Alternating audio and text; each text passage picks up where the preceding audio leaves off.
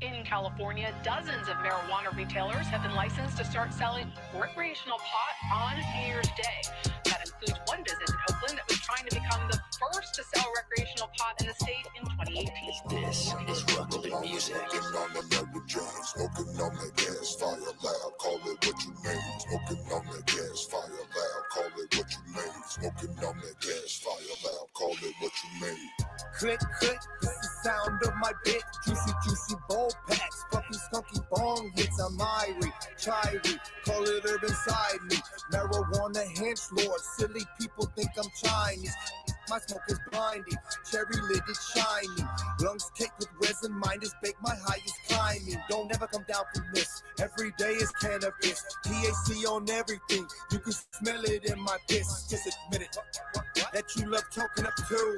Don't hide it, just provide it, come kick it with the crew. Smoking on that marijuana, smoking on that Mary Jane, smoking on that gas fire loud. Call it what you name. Smoking on that gas fire loud. Call it what you name. Smoking on that gas fire loud. Call it what you name. Smoking on that marijuana, smoking on that Mary Jane, smoking on that Mary Jane, smoking on that Mary Jane, smoking on that marijuana, smoking on that Mary Jane, smoking on that gas fire loud. Call it what you name. Now hit that blunt, everybody get stoned. Dab, have yourself fast burnt to the bone. I'm a brain cell killer, couched out in the zone. Quarter pound in the sit and drink a fifth to the dome. And it's on again, yes, it's popping. Edible space case is what I'm popping. If you're trying to get faded, just reach in my bag, grab a nugget, let the grinder get the chopping. It's a blaze up, pop party function. Everybody baked down, I'm trying to be thugging. Lost in a cloud full of smoke. Twist it up, on the left, don't be buzzing. So moving to the side if you don't smoke like this. Cannabis, lunatic, I'ma burn that split. The rosin press, roll it in, don't stress. Donkey dick duty, so my time to get head. Spin a hot box, that wet. Milk it up, right rich.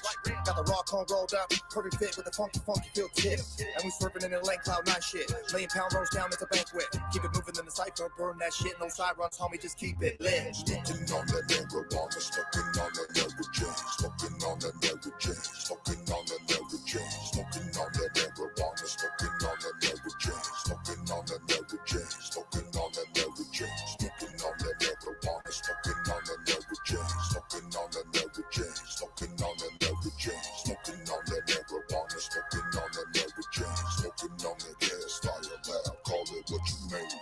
I think that California's legalization that's being implemented today, as you said, is incredibly important, not only because that means that the entire West Coast is now legalized, but also because that brings legalization to nearly 40 million people. California is, of course, the nation's most populous state, and they're doing a lot of things differently than states have done before since legalization began in 2012. 2012.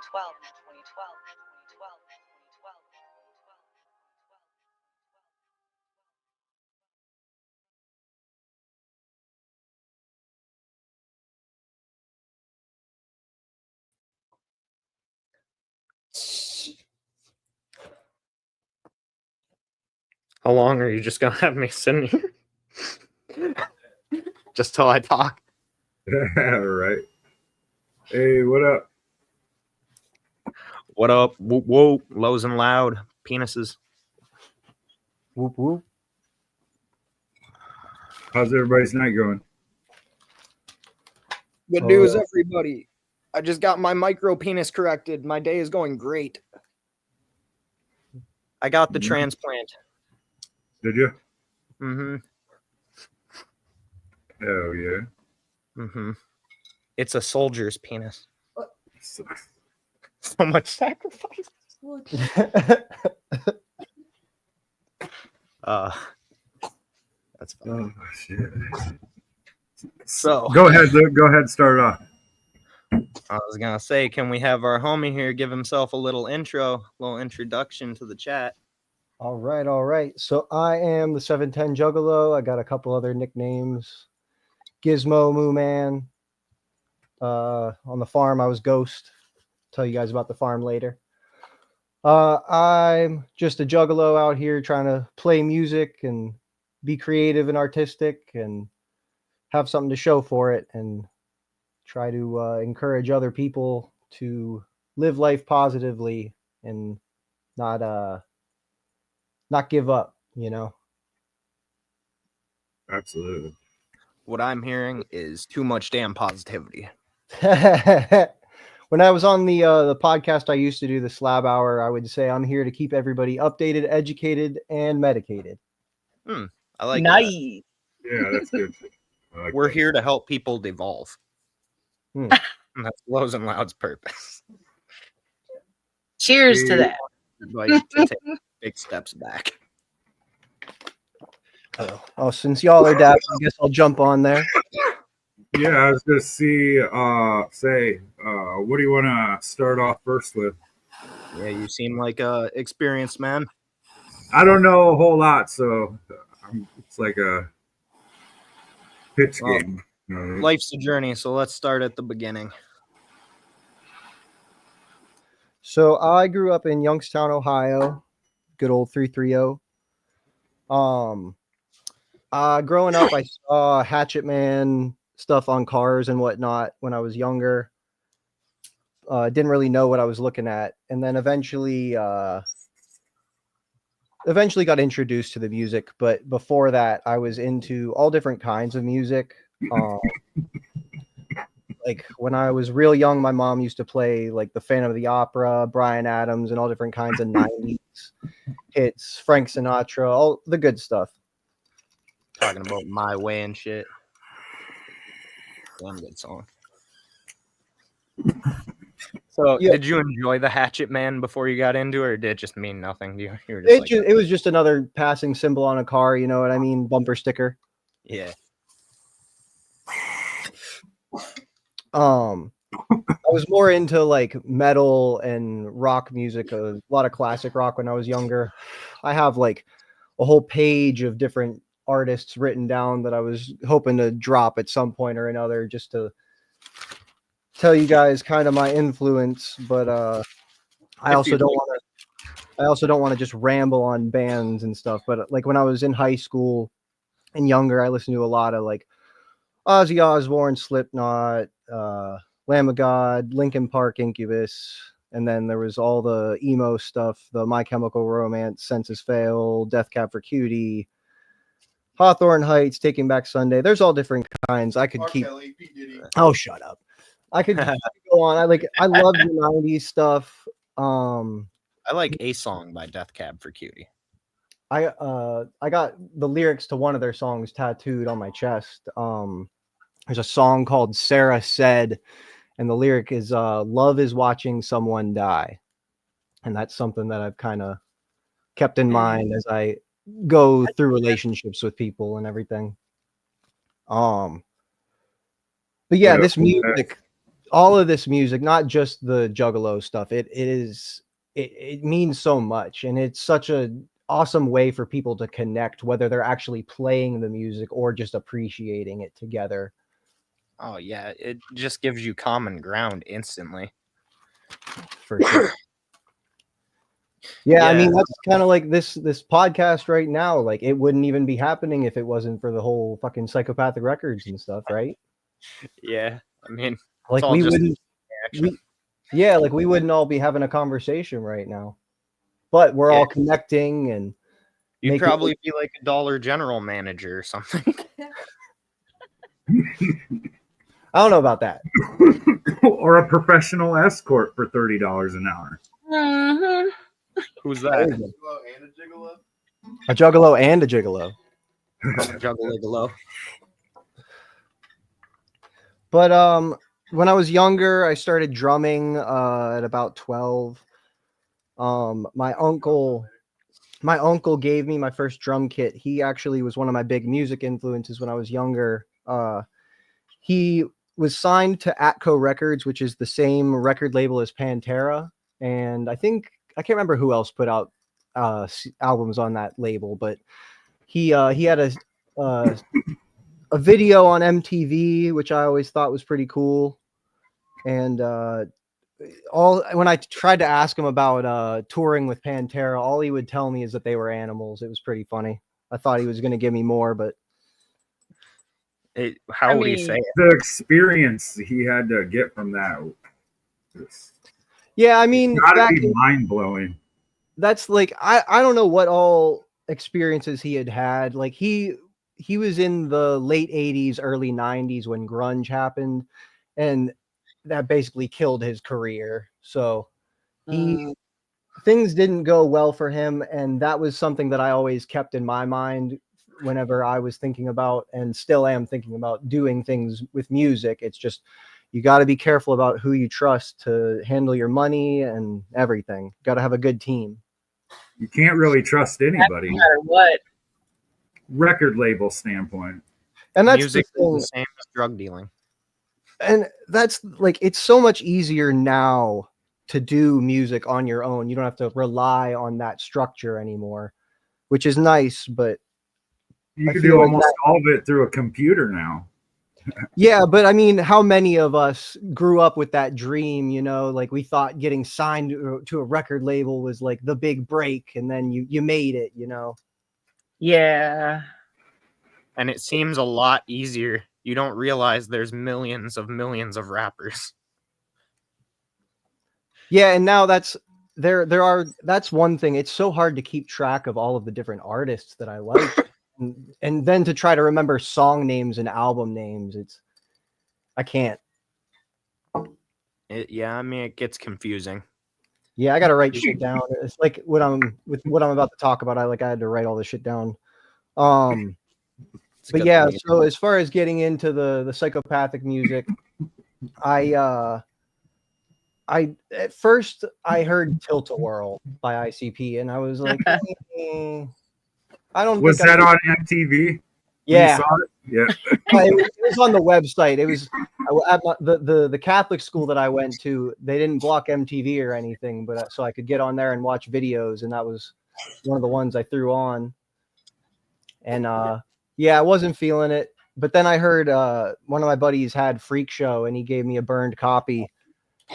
And that was I guess that you could say that was life changing at that point, hearing that, because hearing the song "I'm All Right," that showed me that I wasn't the only one that felt that way. You know what I mean? There's more out there. Did you come around Head PE around that time?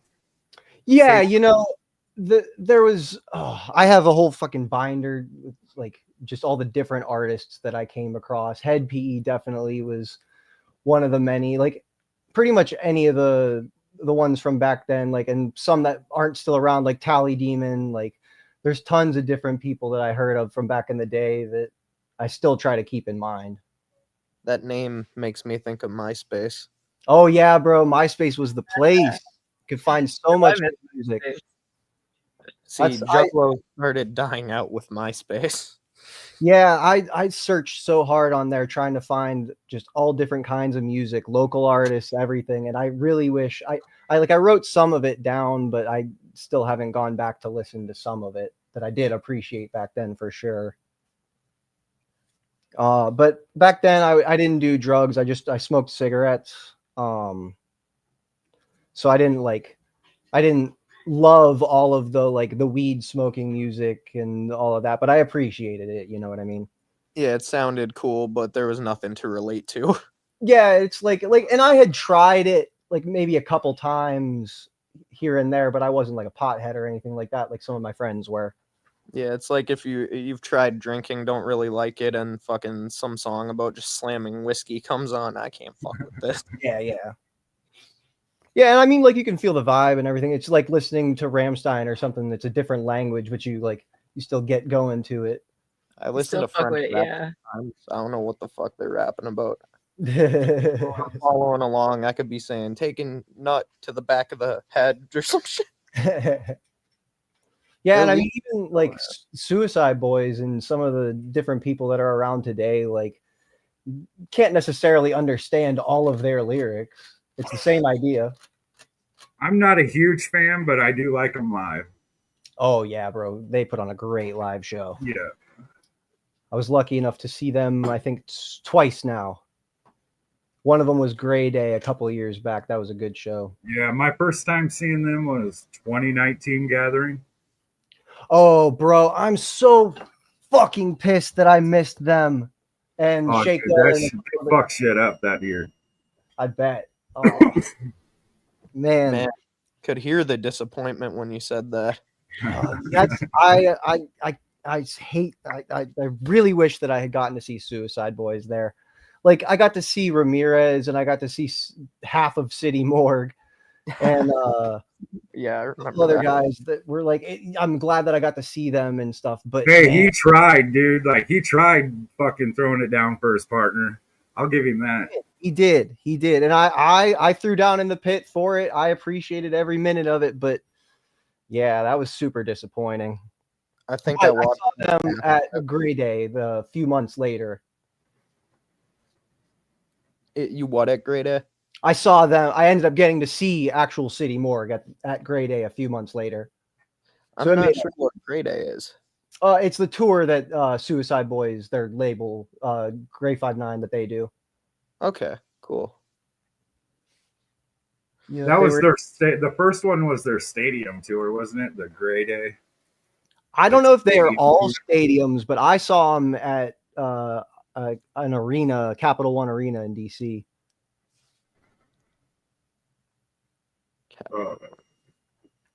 Sorry, like I tried all the shows you've. My bad, Shelly. Of all the shows you've seen, like what's one of the craziest shows? Like what stands out as like your top 10 favorite stories to tell people when you're talking about shows you've seen? Always will be Ozfest. My first concert technically was the Commodores, and that was kind of an accident. I don't even know if you guys know who they are, but they're an awesome band. Yeah. But I didn't even mean to go see them. But the first concert that I bought tickets for was Ozfest 2006. And that, like, just Ozzy was on the side stage. I got to crowd surf right up to where Ozzy was. Man, that'll always stick out in my mind. Ozfest 2006. That's like right before Ozzy kind of started. No offense to him, but losing it a little too. Yeah, I love all of his work, and the last few albums, I think if you've read about him any more recently, he's doing like a final show, and he's talked about how like the last two albums like kept him alive, and I have always appreciated his music and his art, and I am glad that he's kept on going as long as that he has. Yeah, definitely appreciate it. I'm glad he's around. He's fucking. I'm shocked he's alive. Not to sound whack.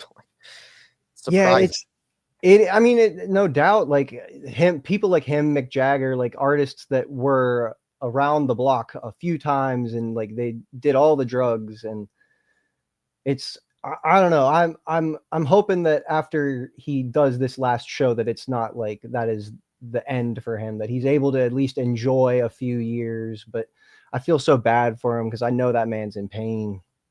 Yeah, he's had a hell of a life though. Indeed. But yeah, that's one, like, bucket list artists. Like he's one that I'm glad I got to see when he was still able to move around on stage and put on a really fucking good show.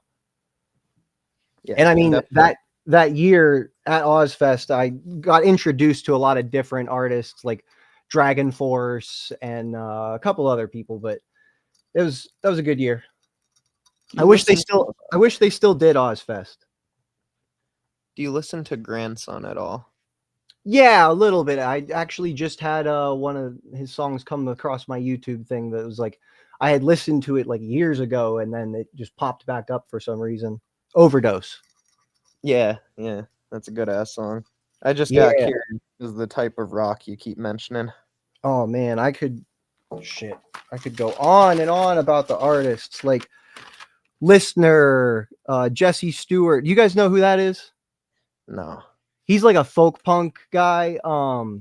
He has a song where he's playing ukulele real fast, and in the background you can see in the house there's like an ICP thing on the wall or some shit. But he actually passed away, I believe. But he's a really good artist. Johnny Hobo and the Freight Trains, Andrew Jackson Jihad, Kalichi, Snot, Sparkmaster Tape, Odd Future, everybody from Odd Future, Cal Scrubby, fucking Kendrick Lamar, Devilish Trio, Bones. There's Oliver Tree. Like, there's just tons of people that I want to mention. You know what I mean? Like, yeah, you list a lot of dope names there. Which Bones? Yeah. Say that again. Which Bones? The rapper. Is there more than one rapper named Bones? White Yeah. guy, skinny white guy, long hair. That one. They're all Like skinny like A&B that. Bones or Which other Bones is there? Bones from Axe Murder Boys? Oh no, not him. I liked Axe Murder Boys, kind of before the nonsense, but The nonsense. no, not talking about him. Nonsense. Not talking about the guy that looked like Steve from American Dad.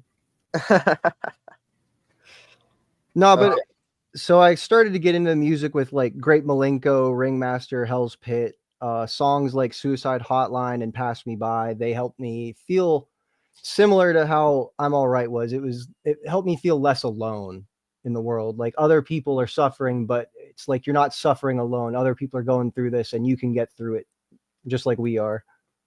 Did you start meeting other people through music like that? Start kind of finding your group?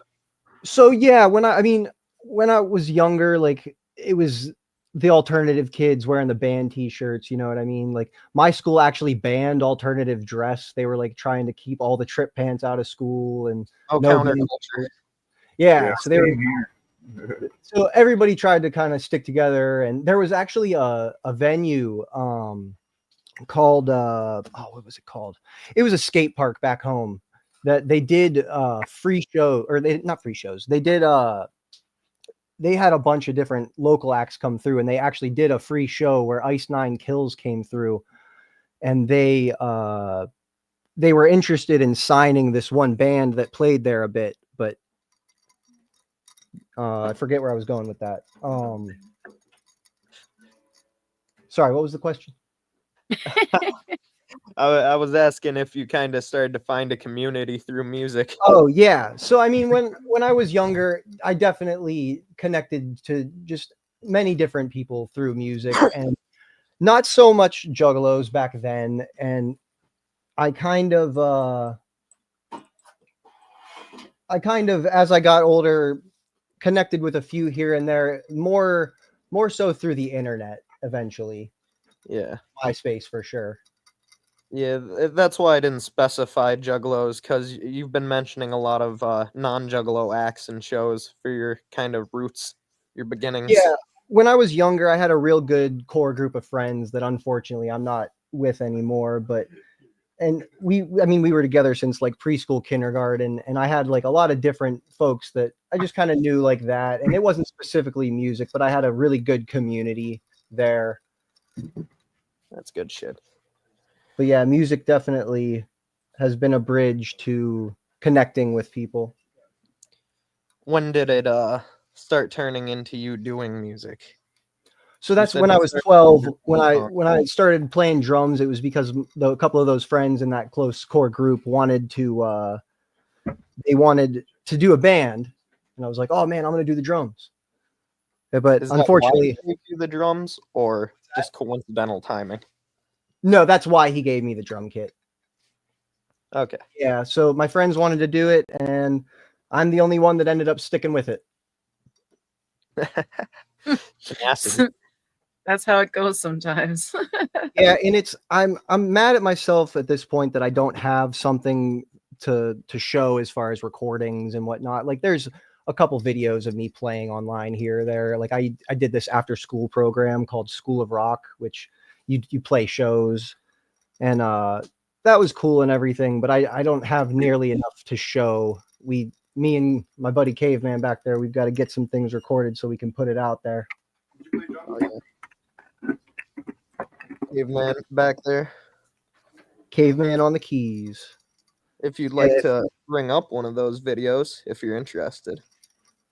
Oh no, not right now. Not the School of Rock stuff. That's like kid shit. It was cool and everything. Like we played all different kinds of music, but that was. I thought you were saying I want to you had a show little up. with old group for sure though. Yeah, no, I didn't even record anything with those original group of guys.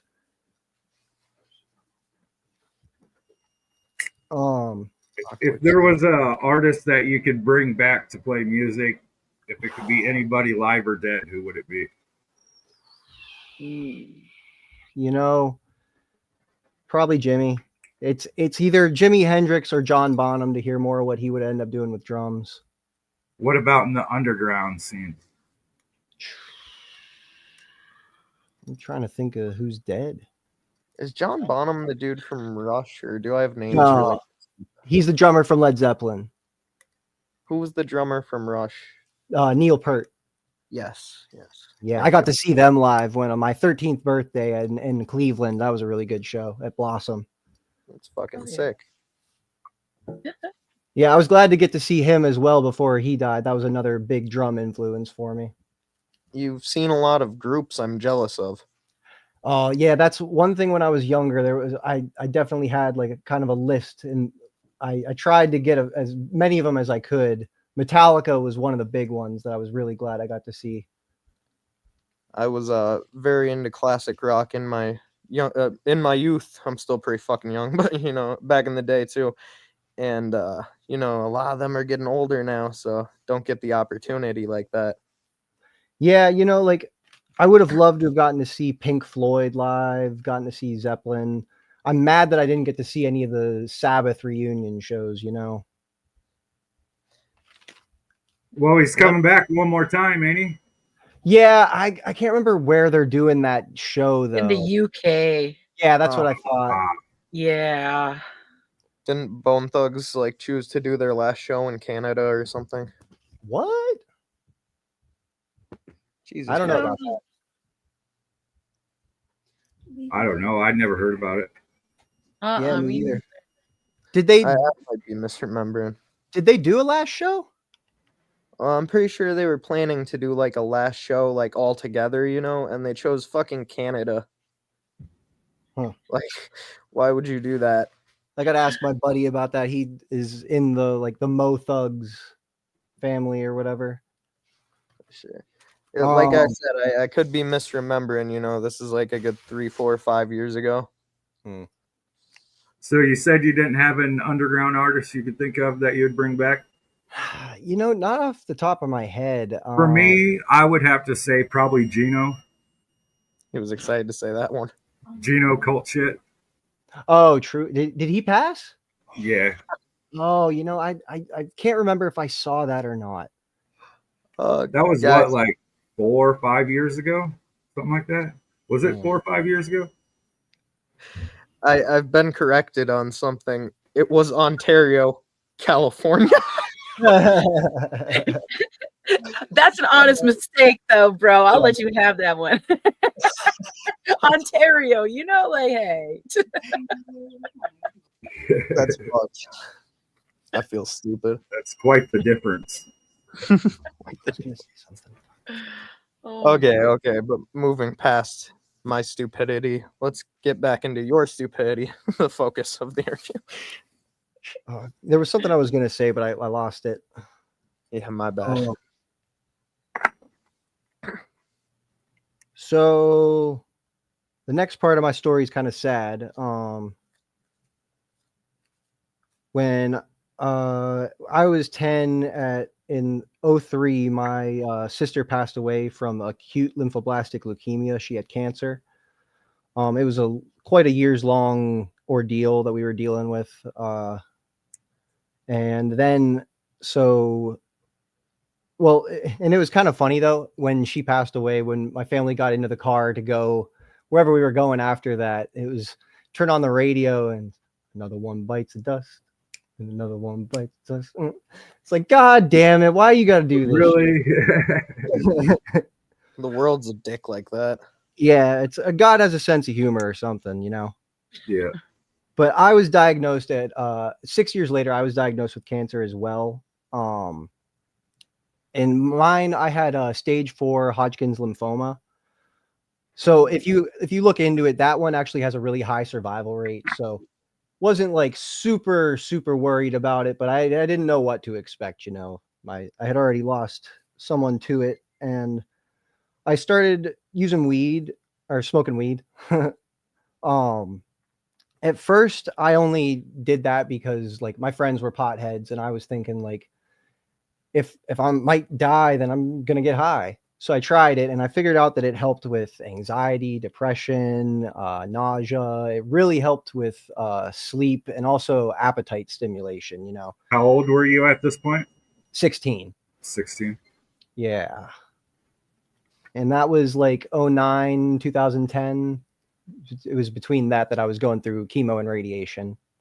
Okay. So did all of that, and then I got through it at 18. I was in remission, and I was told that I got a Make-A-Wish. So at first, what my Make-A-Wish was, my grandma was she was dying of mesothelioma, so I was like, oh, I want to throw a party for her, but she ended up passing away before we could do that. So didn't end up getting to do that, and I was like, you know what do I want to do? And at the time, I was really into Cottonmouth Kings. I really appreciated the different sound that they had. It wasn't like just rap music or just rock music. They had a really eclectic sound, and their message was really positive, you know. They encouraged people to be themselves and to I don't know, to hopefully smoke weed functionally. They kind of went overboard a little bit here and there with like bong token alcoholics, but If you look past the, you know, bong toking alcoholism, though, you know, they did have a very positive, you know, look forward type message. That's my original wheelhouse. I miss those days. I miss that era. yeah. Was. And you know, I really wish that I had That gotten energy was untouchable. I really wish that I had gotten to see like the full thing, you know what I mean? But it was 2012 when I went and saw them and got to meet them. So it was kind of past that. So at least My you got to first- see Richter and everything still there, though. Yeah, when they were the full group. Yeah, that was right before he left. Man, Rest I'm disappointed in the direction that has gone, but I have no idea what the behind the scenes is like. It breaks my heart. I had a radio show that partnered up with Subnoise, and I did a lot of promo over the years. I spent a lot of time with the fellows over the years. Oh, and really? It makes me really sad to see how it turned out, for sure. So yeah, I picked to meet them out in California. That was the big thing. I wanted to do it out in Cali. So I can't remember how long it was. I think it was like a few weeks, maybe a month, but they were just not getting back to Make-A-Wish. So I went on a few Facebook groups and I was like, hey, can you juggalos like help me out here and just comment on their thing and be like, tell them like this specific show, like for my Make-A-Wish, tell them that they need to do it. So I can't remember how many people, but like 30 or 40 people did it. And then my brother also called Subnoise, and I'm not sure what the whole thing was, but eventually they were forced to act, and they did it was a show in Anaheim. So my family went to San Diego in 2012. We got to see the zoo, and they took us in a limo to the concert. Oh, we also got to see like the city of San Diego. It was pretty cool back then. I didn't realize though that this club that I had kind of randomly selected, it was a 21 plus club. So me and my younger brother, technically legally, we're not supposed to be in there. I was 18, but he was 16. We ignore They the didn't law. make a fuss or anything, did they? No, but rules were broken. Hey, at Laws- least they let you fucking do it, though. Laws were broken, but I mean that's the thing. It was my forcing them to, like, when I was like, yes, this specific show. It's like, oh well, fuck. I might have screwed some people over there by making them break the law. But yeah, thankfully they actually did it. I got there early, got backstage, and I was talking with Taxman for a bit. I spent the most time talking with him. He was a really cool dude. And at that point, he was only the hype man, you know what I mean? But like, I'm glad that at least now is he a recognized member? Yeah. That's what I thought. He deserves it. Yeah, I mean, he's still the hype man, you know, but like he's a part of it. He's a visual part of the show. He's the usual himself. Yeah, Oh, it wouldn't be a like, KMK show. he without hasn't changed. Taxman fucking running around screaming. Have y'all ever met him? I have not. Yeah. I would like to. I've met them all. Yeah. Yeah. Yeah, he spent I don't know how long, but he was there the longest, and I spent the most time talking to him. He was a really cool dude. He told me some stories, stuff like that, and I was really disappointed though, because there was like, and I'll get into this maybe later, but there was a show in Virginia like a few months later that like I saw him at, and like I wasn't sure if he remembered me or not. It's fair enough too. Yeah, you know what I mean? There's tons of people that they see on a daily basis and all that, but I was just hoping, like, I was hoping that I would be like kind of welcomed at that next show, and they'd be like, "Hey, it's the Make-A-Wish kid," but I didn't get any of that. It's Cancer Boy. Yeah. Play the cancer card where you can, you know. Yeah. So I got to meet I got Lou Dog, Bobby V, Dirtball, and yeah, those three. They were the most personable, you know. Like I got to sit and talk with them a good bit backstage, and they were real cool. Took some pictures with me. Big B was another guy that was back there. I spent a good bit of Big time. B is so much fun. I Yeah, love that. he's the shit. I love that guy. He was a really cool dude. He was real nice to me back then. You know, I was only 18, but he was real kind. He's like that in everyday life. He's just a He's- fucking nice dude. Wonderful human being. Fuck yeah, he's the best. Well, if y'all are in like regular communication with him or anything, tell him I say hi and I love that guy. Please and thank you. Fucking high class white trash. Yeah, the other guys that were playing, I can't remember who else was playing that night, but I didn't get to see the other guys that were playing that night. What? Leprechaun with sunglasses. I am the leprechaun. Oh. Yeah, that's caveman. Caveman's a joker.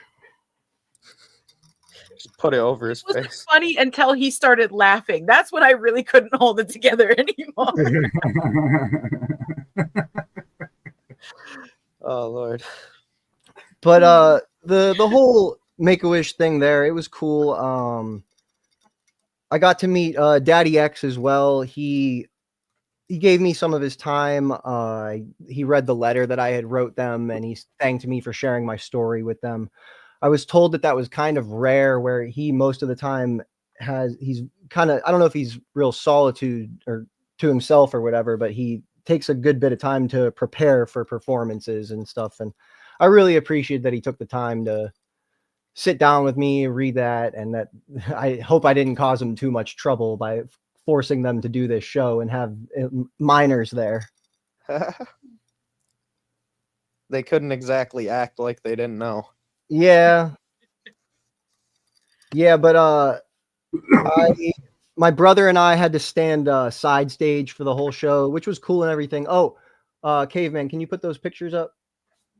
What is one thing that you took away from the conversations you had with them? You know, most of it didn't get real deep. Taxman was probably the only one. But I just took away that for the most part they were cool dudes. Some of it was like, oh, you're not necessarily the way you portray yourself in the music, but you know, it was a little bit of don't meet your heroes, but some of them were really fucking cool. You know, like Lou Dog was like, he was a G, but like he was like, who's your favorite drummer? And I was like, Travis Barker, and he was like, oh, he expected it to be him, and I should have just said him. But Yeah. hurt his poor little feelings.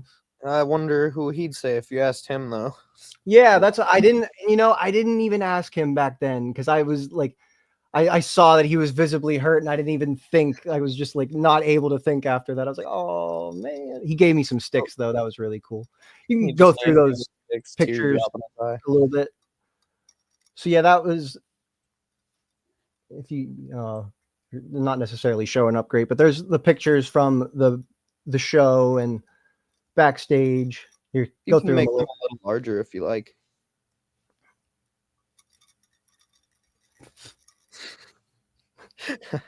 All right. Yeah, so there's Lou Dog. After the show, he was out front with my folks talking to them. So I went out there and he gave me some sticks and signed them. He looks sad. No, he was just stoned. Did it skip the other ones? Which ones? There was other ones. I don't know. It didn't skip over. There's a few there that didn't show up. No, go back. Oh, maybe it didn't do it in order. That's weird because it was in 1, 2, 3, 4. Oh, what the hell? Oh, we'll cycle through that one. Yeah, it was pulling up all weird for me too. Few things might be toward the end when they should be at the beginning. Yeah, I went through and I thought I had put them in order, but I don't know why they're not showing up. But I went after the show. The reason I kind of say it was one of those don't meet your hero moments was I went to, like, after the show, I went out back there. Hold on, go back. That was Big B. hold on. Let me ask. So this is a really blurry picture because this drunk guy took it, but that's me and Big B. You can go to the next one, but you have to skip the butt picture. We'll talk about that later. So Actually, his back. ass. go out back to the there we go back. So there's Bobby B, Daddy X, and Big B, and me. No, not that one. I went to the smoking circle out back, and I can't remember. I think it was D-Loke and somebody else. Oh, there we go. Taxman and Lou Dog. Beautiful. Linko. I walked back to the smoking circle. There's some from the concert. And I put my arms around them and I was like, can I hit that? And they kind of looked at each other and then looked back at me, and D-Loke hands me the joint, and he's like, yeah, sure. So then he's like, did you win a contest or something? I was like, nah, man. I wouldn't say I'm a winner. This is my Make-A-Wish. He was like, oh, so like at that point I was like, man, did the whole team not even know like that a Make-A-Wish kid was coming to see them tonight? And like, yeah, I'm 18, whatever, but like, I mean, I feel like they know how big of a deal that is. Yeah. Right. Like originally in my mind, I was like, oh, I want to have a dinner with like Marilyn Manson and Rob Zombie and Ozzy Osbourne and all these people. And then someone was like, you got to pick one. Oh. So I settled on that. But overall, it was a cool experience to get to go out there and meet some of them. And was it kind of one of those experiences? It humanized the artist for you a bit. Yeah, for sure. And I mean, the kindness that I received far outweighed any negativity that I had encountered that night. But it was, all in all, it was a cool experience. It was funny having my family there. Like my parents were out in the crowd, and my older brother was there as well with them. But some older hippie couple was like sitting next to my parents, and I guess the guy offered my dad a joint. He didn't take it. I wish he had, though. He just told you he didn't take it. Yeah. You care if I play a song quick? Oh yeah, let's do it. Is it in the background or? Pull it up. Yeah. Oh, okay, cool. Yeah, if you just want to shuffle through those real quick. Not super quick.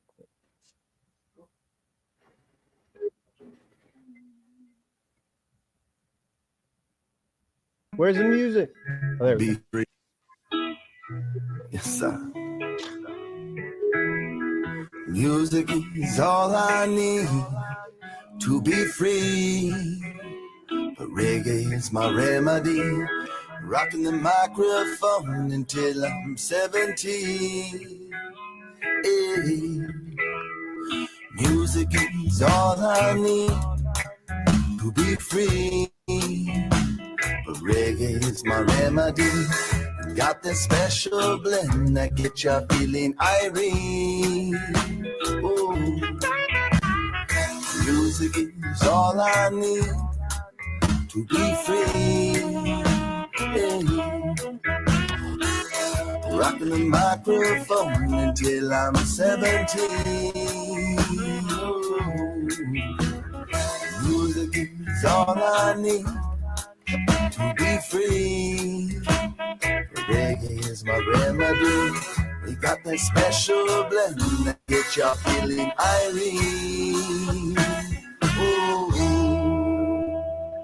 And if you don't know now, you know there's only one thing in life that'll set you free, and that's music.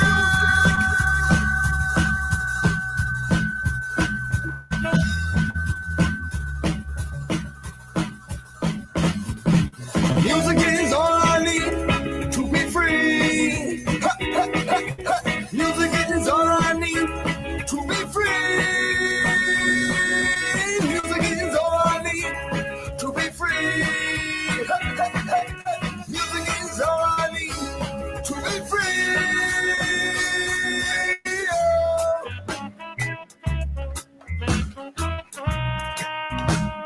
Reggae is my remedy.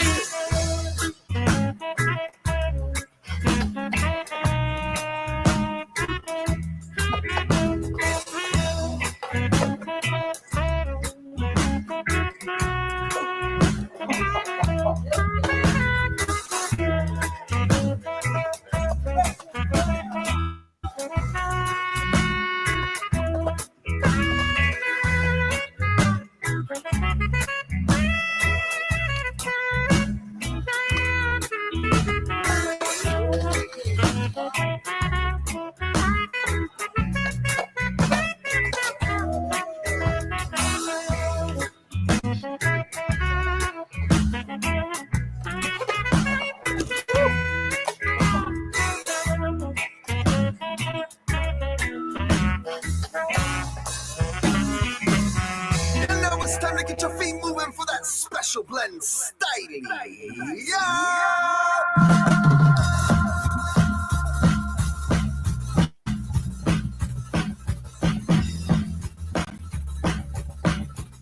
Oh! Music is all I need to be free. Music is all I need to be free. Music is all I need to be free. Music is all I need to be free.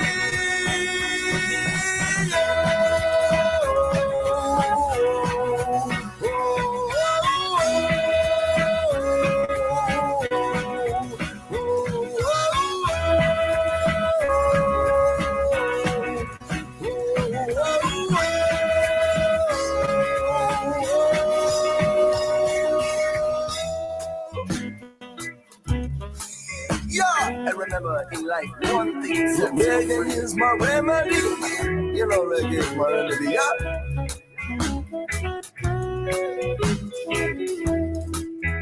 So, music is all I need to be free. Reggae is my remedy. Rocking the microphone until I'm 17. Music is all I need to be free. Reggae is my remedy. We got this special blend that gets y'all feeling irate. Oh, that's in the music is, music is, music is, hey. Music is, music is, music is.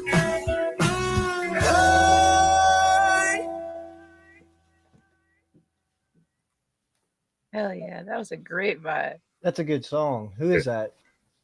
Special blend. Okay. They were starting to come out right as like when KMK like completely dispersed.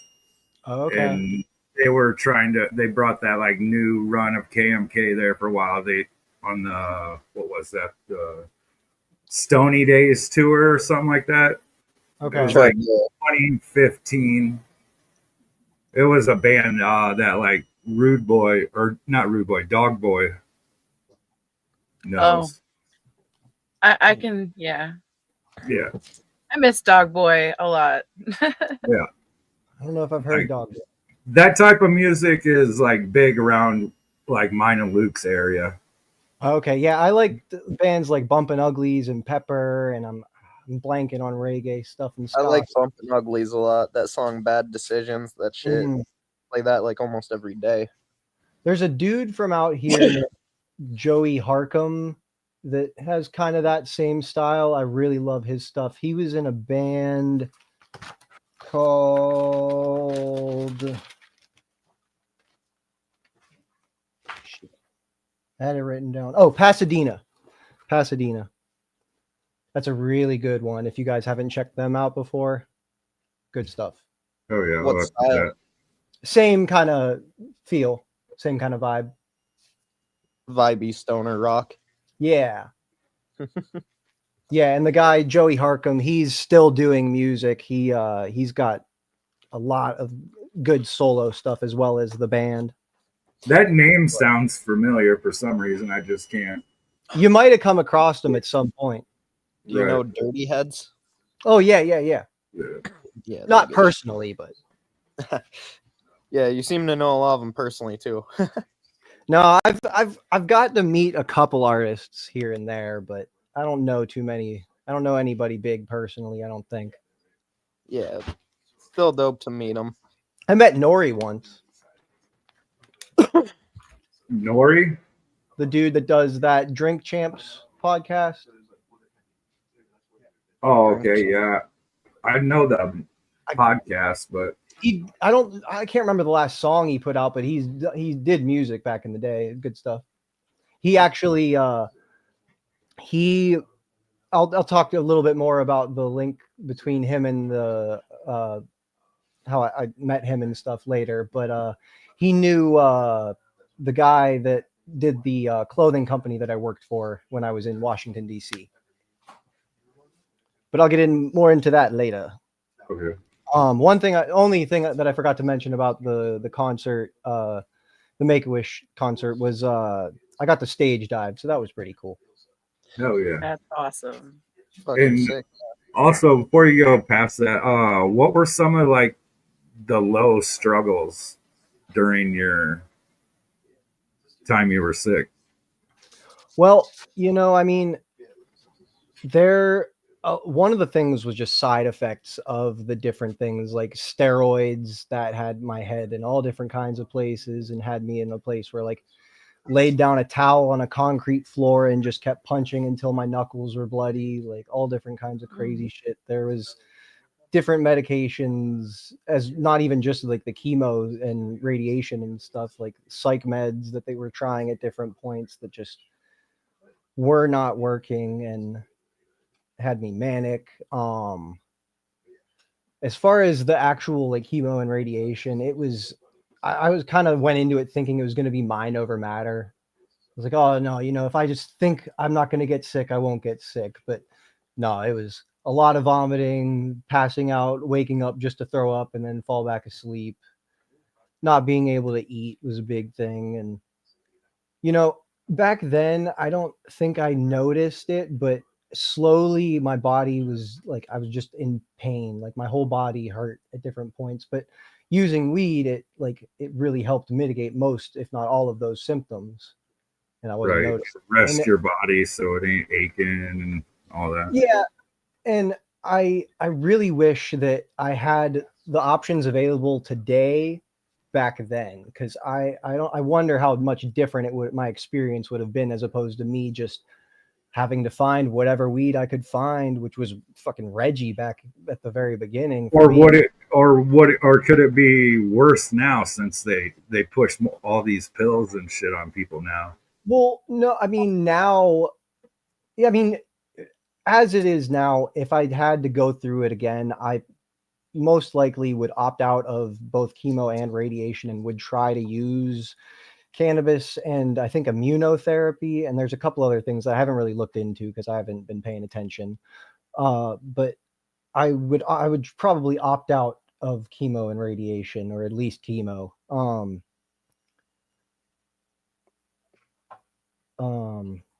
It it cannabis helped a lot with anxiety mainly, and that was anxiety and depression were things that they were trying to give me medications for as well. And that was it. It was plenty of points in time where I just said to my therapist that I was working with the whole time, I was just like, look, this works for me. Like, this is helping. I'm able to manage everything. And I don't know how I would have done it without that, honestly. And I I don't know how their treatment side of things would have been different, but I'm hoping that if I had today's options available then, that I would have been more likely to use just CBD and minimal THC as opposed to, and I mean, I was getting minimal THC with the 3 to 5% Reggie I was getting back in the day, but who knows? I mean, that stuff really helped me back then. I'll always have an appreciation in my heart. I don't smoke flower anymore, but that was one of the things after radiation. They said I shouldn't smoke. So I'm hoping that I'm doing this right, flash vaporization, and it's not actual combustion. Yeah. Seems better. Hope I'm doing it right.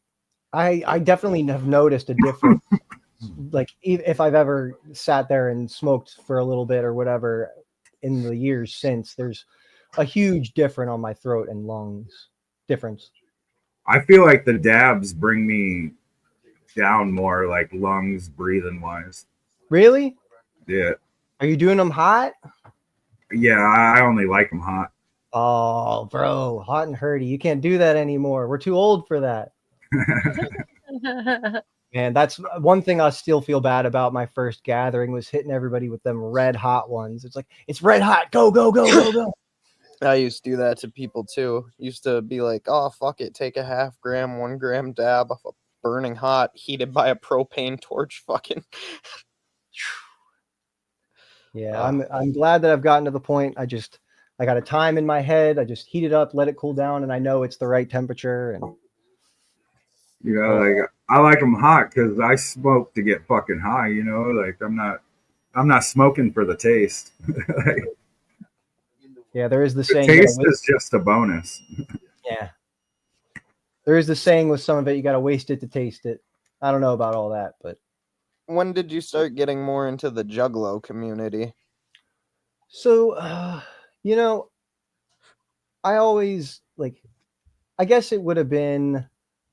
I had a buddy who I grew up with up there in Youngstown, and I'm not sure when he got in with the group, but he kind of like met all of these different people, and they were all just kind of not a group, but like everybody knew each other. Yeah. And that was probably, I guess that was, I went and moved back up to Ohio for a short period of time. In 2013, I believe it was. And that's probably when I really started to like branch out and meet like some of the people that you'll see in the pictures later.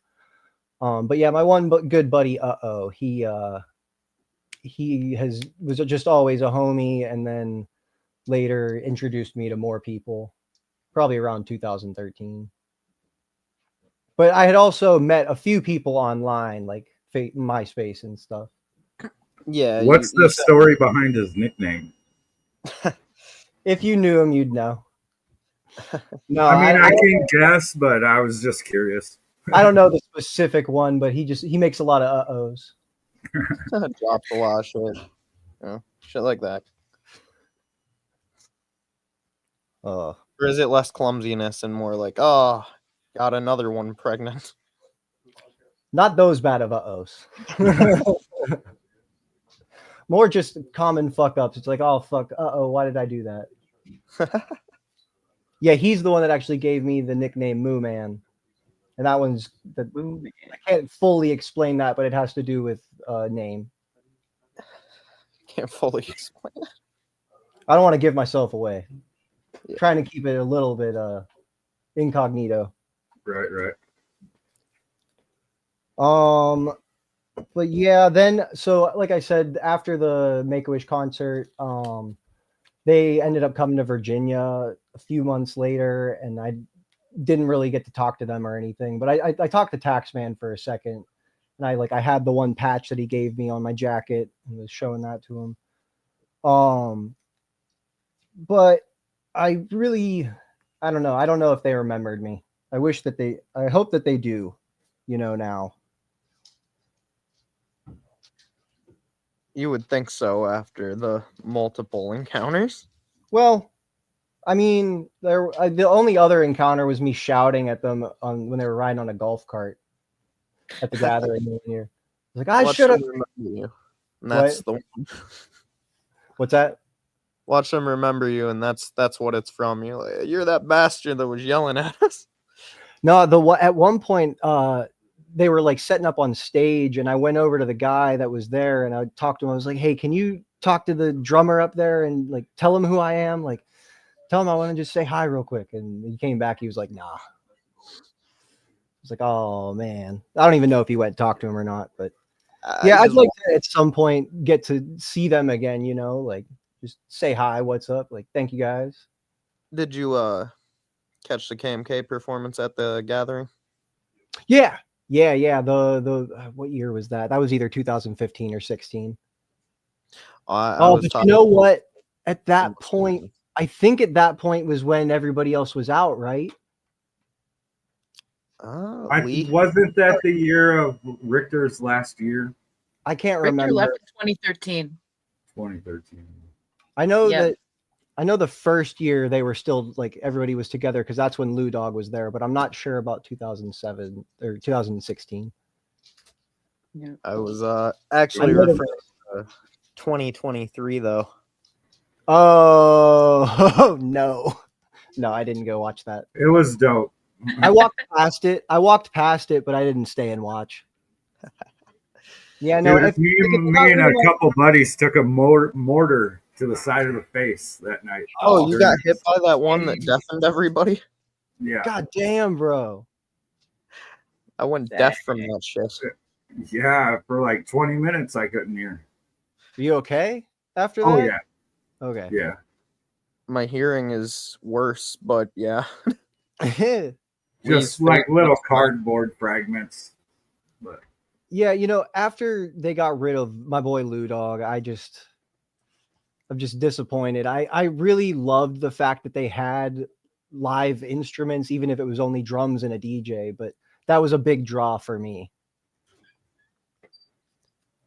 Having the diversity in the group like that.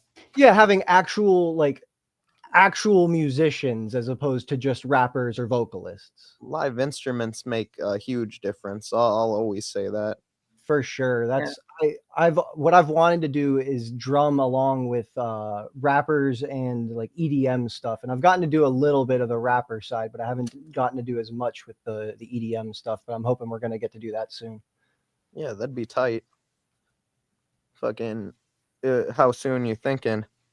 Not 100% sure. I have an Alesis a 6-pad or 8-pad drum pad that I'm working with right now because I just moved and I'm in an apartment, so I don't have the full kit right now, but we're trying to set some stuff up. I got a set list I'm practicing with, so not sure, but I'll let you guys know. Yeah, good shit. Keep it updated. For sure. So yeah, after the Make-A-Wish thing and getting to meet them, time just kind of went on a bit. I did some traveling here and there, and I ended up I went to Colorado and then came back to DC because I live right outside of DC somewhere. Came back to this area right when legalization was happening, and there was an event that was happening there at a hotel, and I decided to go and just kind of moseyed around, see what was happening, and it was the very first cannabis event in DC. So I end up at this table, and it's this guy, Rico. He was doing just had all of his shirts. He had a clothing brand at the time. He wasn't like, I think he might have had some slabs out, but he wasn't like showing it off because it wasn't like you could smoke inside the event yet. But ended up talking to him, and at the end of the event was like, hey, do you need help carrying your shit to your car? So I helped walk him his stuff over, and ended up dabbing in the parking lot. And after that, just kind of started working for him a bit. And he was a cool dude. He had been doing the clothing brand for a long time before legalization happened in DC. So he kind of had a following. And then once legalization happened, eventually he started to do Washington, D.C.'s first cannabis podcast, which I was a co-host on. Oh, there you go. There's one of him. There's Rico there. So Grant, if you want to start popping up some of those pictures. You want to drop the name of that podcast or no? So the podcast was the Slab Hour. We had a nice little intro. Can you pop those pictures up for me? I'll show you guys now just a couple pictures from DC and the Slab Hour like intro stuff. Yeah, it was a long format. Like we would just sit there and talk with folks. We were inside of a recording studio. There's one of the little promos that we did. What does that text say? It's just a bunch of hashtags. This lady Elizabeth Croydon, who's a comedian. She's done a couple different things. She put that on when she was co-hosting with me at one point when the guy phoned home he couldn't make it. So yeah, that's him and I there. Got some clones, and that was what the show was. We would sit around and smoke and talk about what was happening with cannabis news and cannabis in general, and there'd be people behind us just kind of chilling, and depending on the day, because sometimes there would be a crowd, sometimes not so much. But my eye is very drawn to the Chewbacca on the table. Oh yeah, Chewie was a regular. He was a regular at the show at all times. Yeah, we had I can't remember the other guy's name, but we had him regularly too. But the lizard guy, I can't remember his fucking name. We had him too. But this is kind of what it looked like in DC. You know, it's funny how this was shot like like way after they used to do the pop-ups, but you'll see it's basically just in a house in DC that someone is using for an event space. And like, if you look over to my left there, not the next table, but a table over, it's just some longer size than what I'm working with. And they just had pounds lined up on the table. And then you just got your little table at the end. Yeah. I just had like the primo little eighth packs. And then I had the drinks and concentrates. I had the high-end concentrate shit. How'd that work for you? Did it go well? Yeah, I mean, when I was doing it here, when it was just me after Rico passed, it definitely didn't have the same energy, and it wasn't nearly as profitable as it was before. But The whole city was down though. yeah, I mean, that's just kind of how it all went. It's just, I mean, how a lot of markets are right now. It's oversaturated. 100%. So yeah, this is one of the promos. That was my buddy's plants up in Ohio, actually, back way before it was legal. And just another promo. There was a couple times where I painted up for the show, but I really tried to represent for the Juggalos. You know, I was like trying to represent for the cancer survivors and the Juggalos. How long have you had that white in your goatee? So this has always been like that. When I was younger, it was all real pale. And then when the hair grew in, it grew in white. I got a few spots on my head as well. I went to a dermatologist, and she was saying it's piebaldism, which I had never heard of. It's kind of cool. Whatever that is. It's badass. Thank you. Yeah, that's what I was telling you guys before we started. There was a show in DC where Immortal Technique played, and just afterward, just kind of jumped into the crowd and was like, "Hey, you guys want to talk? What's up?" It was on 420 in DC, so it was a really cool day. I went from a event at a big national stadium to this to like a more low key, like just this was another event where it was actually tables lined up around the walls and they had all different kinds of products, and they weren't selling the products though. That was an important part of the deal. It is At the table, anyway. no. They're getting a free gift of cannabis. Oh, You're yeah, there you buying a go. sticker or a plastic bag or a small figurine or whatever it is. It's some of the most expensive stickers in the world. But Yeah, like a little $40 Worth it? bottle cap. talk about a $300 sticker, Damn. $1,000 sticker, depending on what you're trying to do. Right. Watch, you pay the $300 for the sticker and they toss you an eight. No, that sticker was worth $260 on some. Yeah, it was funny. Like, I do wish I had maybe gotten more pictures and video. I have a few. I didn't want to put them up. It was kind of a respect thing for the vendors and everybody. It was kind of understood you didn't film. I see a shocked face over the shoulder of homie back there. This one or on the last one? The last one. Oh, I missed that. Yeah, Yeah, go to that wait, next. yeah. So yeah, that was just someone had a nice jar of Disty. I decided to take a picture with it. That was a nice fat jar. So this was one of the cool not events, but this was one of the cool days that I got to actually be a part of protesting and some having a hand in activism. This was a protest in front of the what was it? Where do they do the medical stuff for the military? The VA? VA. It was in front of the VA in DC, and we were protesting the over medication of our veterans. And what we did was we marched from the VA to the White House, and in front of the White House, we dumped out just a bunch of pill bottles as like a physical like representation of the over medication. Yeah, you dump like 2,000 bottles. This is one guy's year supply. Yeah, there was a lot of cool people there that I'm glad that they were able to make it out and show that, like, I don't know, like the one guy, he only had one arm, and that man's smile was bigger than anybody's there. I still follow him on social media stuff. He's just an inspirational person for sure, but just seeing the different folks that were actually impacted, and not just a bunch of us random people that were able to get down to DC that day, you know what I mean? It was a really cool experience to be a part of. There was a couple of those where I got to actually be a part of something in DC.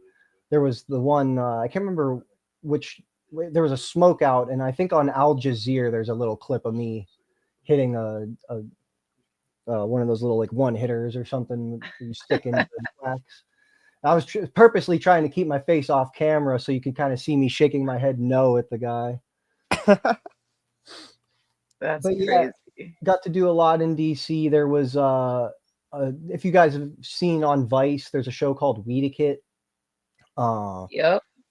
I had always wanted to be on Vice for whatever reason, you know, and I didn't get to like actually be on there. I wasn't interviewed or anything, but I got to meet some of the people that were there for production and everything, and I got to I was at a couple different events where they were filming, so a few clips of me made it into the that episode of Weedakit where they compare Washington D.C. and Amsterdam.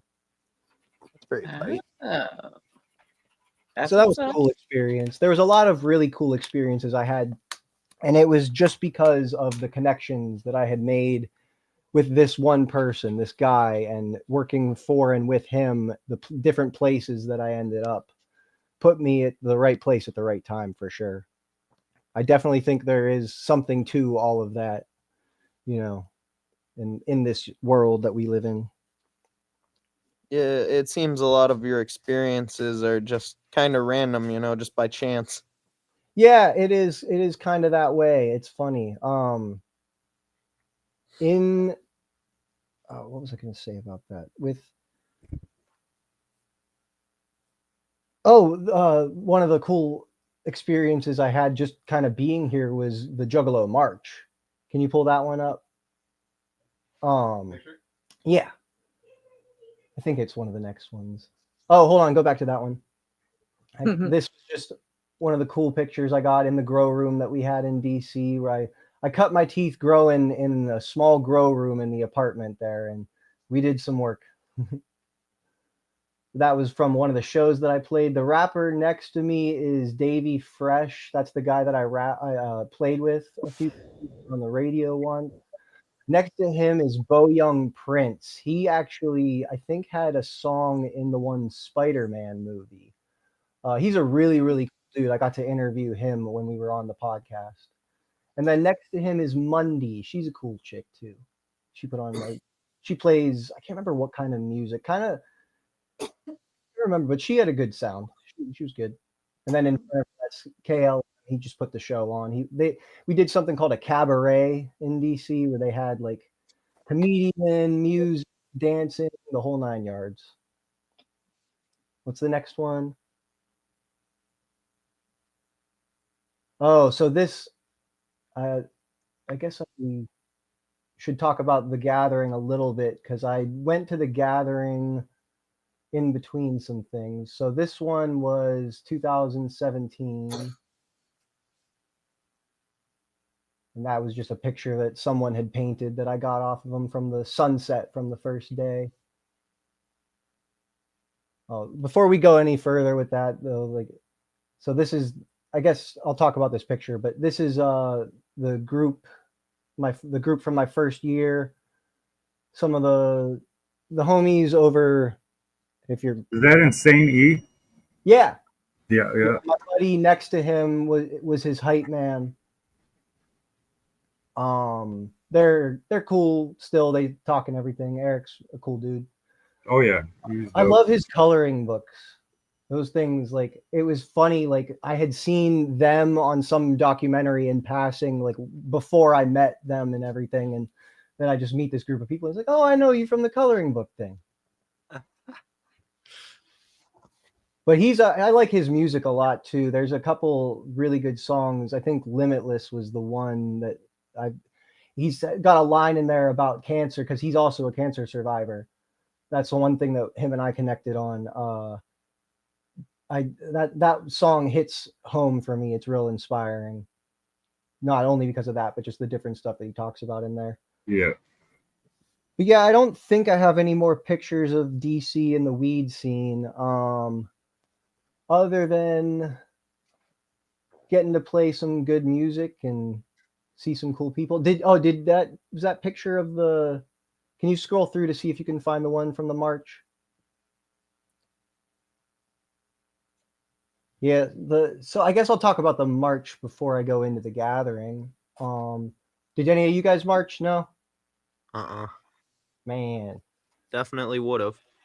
Yeah, it was, I treated it more as fun than as a serious like protest, like I kind of did with the other cannabis stuff. But it was a fun time. It was awesome to get to see all the different people. I had brought a backpack full of pizza just in case anybody was hungry. I know I fed Mankini. I can't remember. Mankini's always hungry. It's so funny. Always, every time I run into him, it's that guy. Sorry, it's not what it's Chris now. It's no longer Mankini. It's still Mankini. If he doesn't want to be called Mankini now, I'm gonna definitely keep calling him Mankini. Oh yeah, that's a quick way. Yeah, get what you don't want. You earned yourself a permanent name now. But if we're able to find it, there was a picture. It was funny. My one of my cousins up in Ohio took it off the news.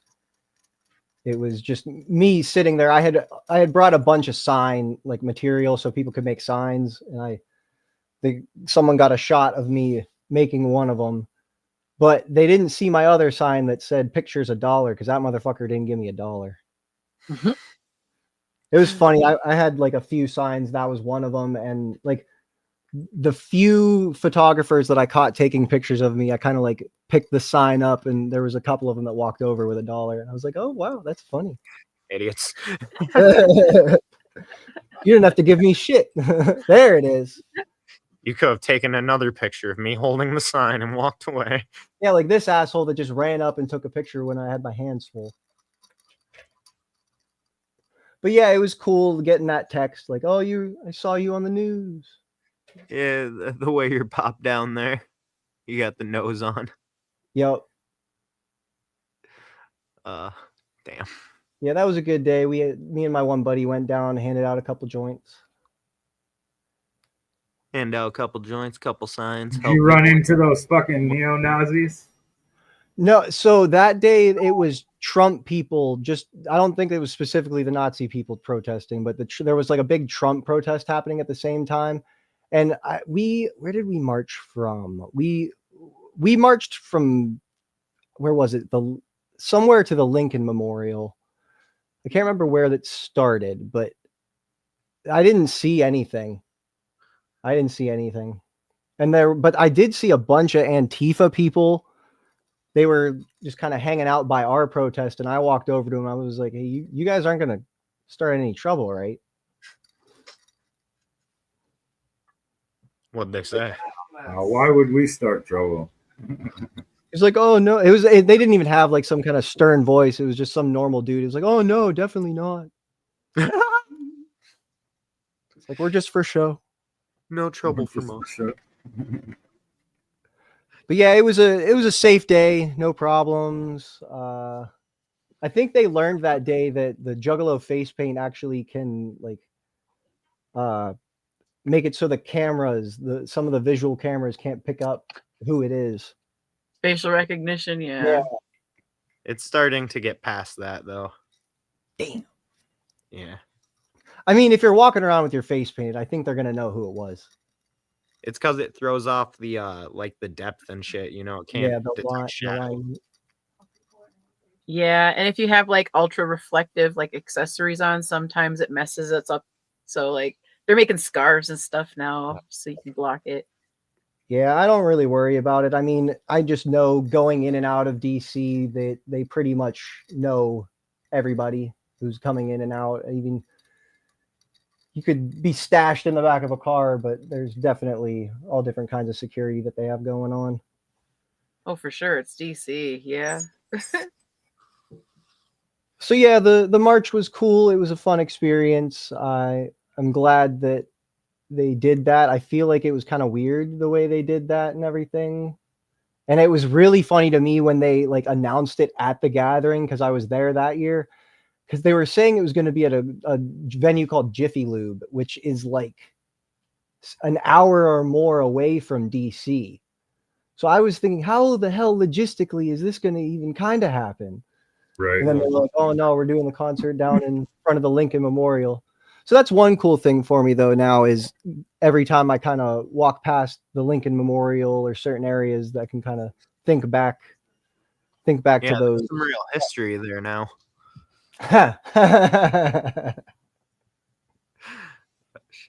So how long were you out there? The real history, like the actual like American history, is very cool to me, but it's cool to have that personal connection, you know what I mean? Yeah. How long were you out there for the march? Oh, not all day, but pretty much all day. It was like, I can't remember if the concert and everything was over by sundown. I think it was like about sundown when it was done. Did people just start dispersing, or? You know, there was, so I was trying to get together like an after party deal, and someone was reaching out about having somebody perform, but we never ended up putting it all together. Yeah, I think everybody was just tired. Like for me, I was just tired after walking around. I had to take the metro home, so I had to jump on there. Not sure if there's any after parties. I was not a part of any of them here. I stay away from the Super 8 or whatever at Juggalo parties. The Super 8? Why? Oh no, you did it. No. Give a little drum backing track. Ba-dum. So yeah, I guess I can go through the gathering a little bit then. You care if we play one more song before we get to this? Let's jump into it because I got to take a pee break. Yeah. That's what I was thinking. All right, I'll be back. All right. Get that song on. I'll also make my return in a moment. I'll wait till we get the song on. How's everybody doing in the chat? We got anybody? Let's check on our people. Maybe a few. Yeah, I guess I wasn't really thinking I was gonna try to promote it a bit. You can tell we're pretty popular. I'm good. This stuff's for losers. He's right. What you doing?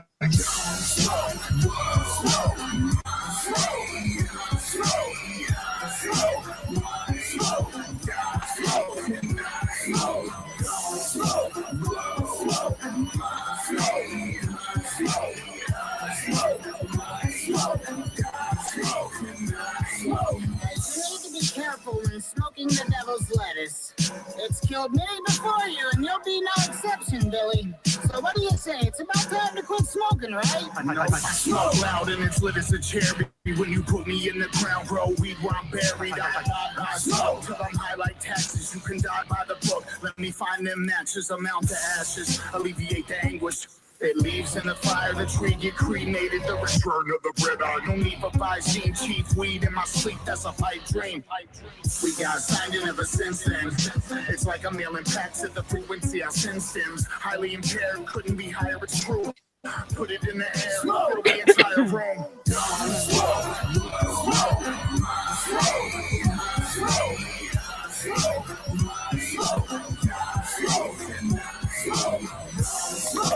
What up, bro?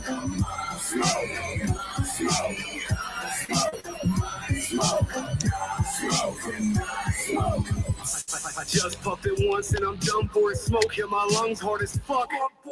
Exhaled and hit it, grew hands and started choking me. Bagged the last 2 grams, tied it with a rosary. I said fuck it, busted Hail Mary and flushed it. And peered right back as a blunt like I never touched it.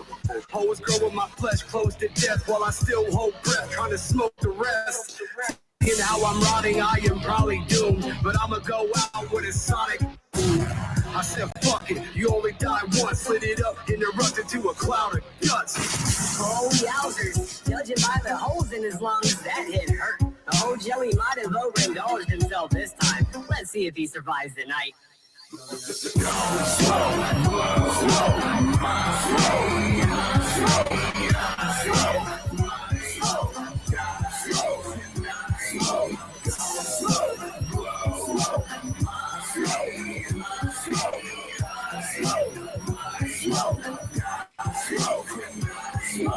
Ooh, poorly. He doesn't look so hot now, does he? One too many puffs has him feeling all topsy-turvy. Hopefully tonight he'll learn his lesson. I'm getting high at all costs, regardless of the method. Everybody dies, you should probably accept it. Whatever this weed is doing to me is definitely not groovy. Trapped in this whole inanimate objects are talking now. He needs some milk. Somebody better fucking talk me down. The smell of rotting flesh continues to linger. You're too stoned to notice. You smoked your own finger. A dead ringer for a sad excuse. A prime example of a cold level drug abuse. And to tell the truth tonight, I'll try to survive the night. And if not, then at least I'll die high, right?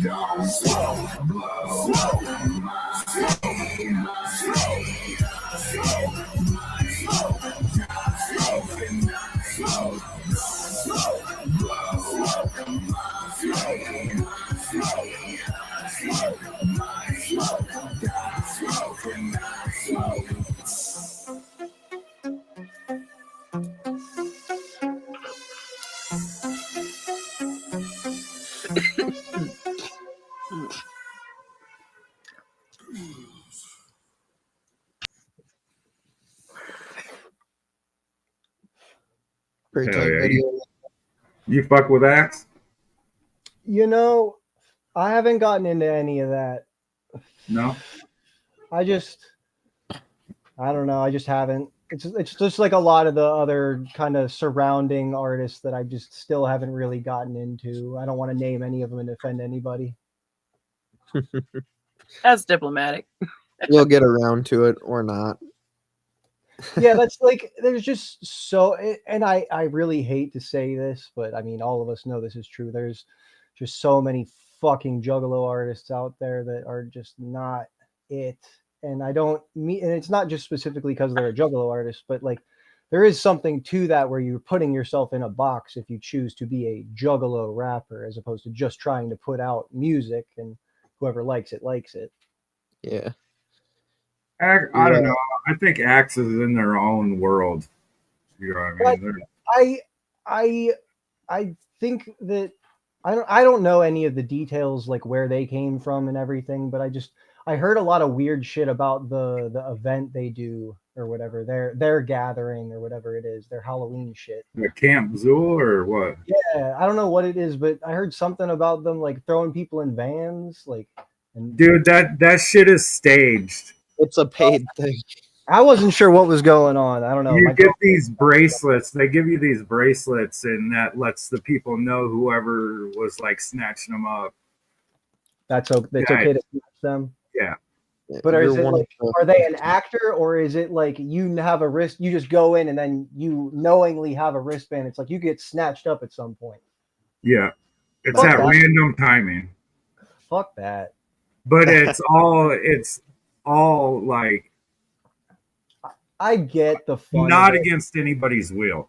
It's really fun. They take you in the van, put a screwdriver in your ass. I get like the fun, like scary part of it. Like people go to like I love haunted houses and everything, but like I don't know. I've seen so much crazy shit happen with the gathering, and you just never know what people are gonna do. So what's the craziest shit you've seen? You got a perfect transition that time. Man, I don't know if it isn't the craziest thing I've seen, but the craziest thing I've heard was from the last couple of years when someone was throwing mortars into fucking tents. Yeah. Did you hear about that at all? I heard something about firing mortars at tents. What about that chick with the 2-liter? There's many chicks with 2 liters. There's many chicks with 2 liters.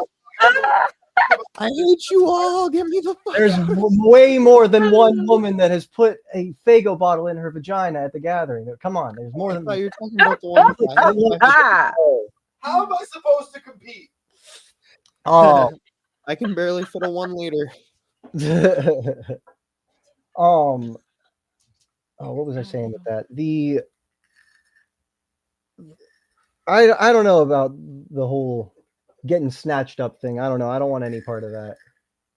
You don't want to get consensually kidnapped? No,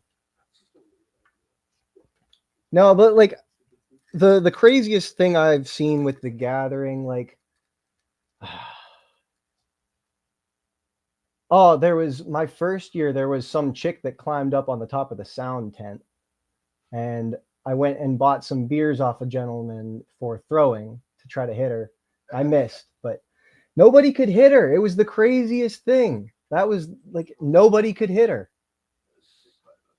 The year that Yellow Wolf was there and everybody was like the first year when everybody was shooting everything at him, that was kind of crazy. It was. What's that? It's pretty nuts that he wants it. Well, I mean, he plays the part. He knows what he's doing. He knows where he is. He's not riffraff. Was anybody here at the Tila Tequila one? No, I missed that. I remember Riff-Raff hearing is about that and dying though. a weaker version of Yellow Wolf. That was where I first learned, like, man, the gathering can be ruthless. Like, I better be prepared whenever I go. I'm really glad. She was talking a lot of shit. And it's like, if you're invited to someone's house, you don't immediately walk in and start talking shit about their house. You know, like she really should have had a little bit of sense about that. If you paid attention to her at all in the last, I don't know how many years, like you can see that she's off her rocker. So I mean, back then, who knows? She got what she got. I mean, I don't want to say she got what she deserved because I wasn't there. I don't know what she was saying, but yeah. She was told to keep her clothes on. Well, and Jay and Shaggy, they knew stuff was going to go down. They tried to give her an out of getting out of that show. And she was like, no, I'm here to do it. And I'm going to do it. Like, she had all this warning. You've got to understand that a woman took her clothes off at the gathering. People were angry. Did you catch the wet t-shirt contest at Super Gathering? No, I didn't go to that one. That and Bam Bam's Gangbang is probably the wildest shit I've seen. Bam Bam's Gangbang? Like the event title? Hold on, go back to that other one.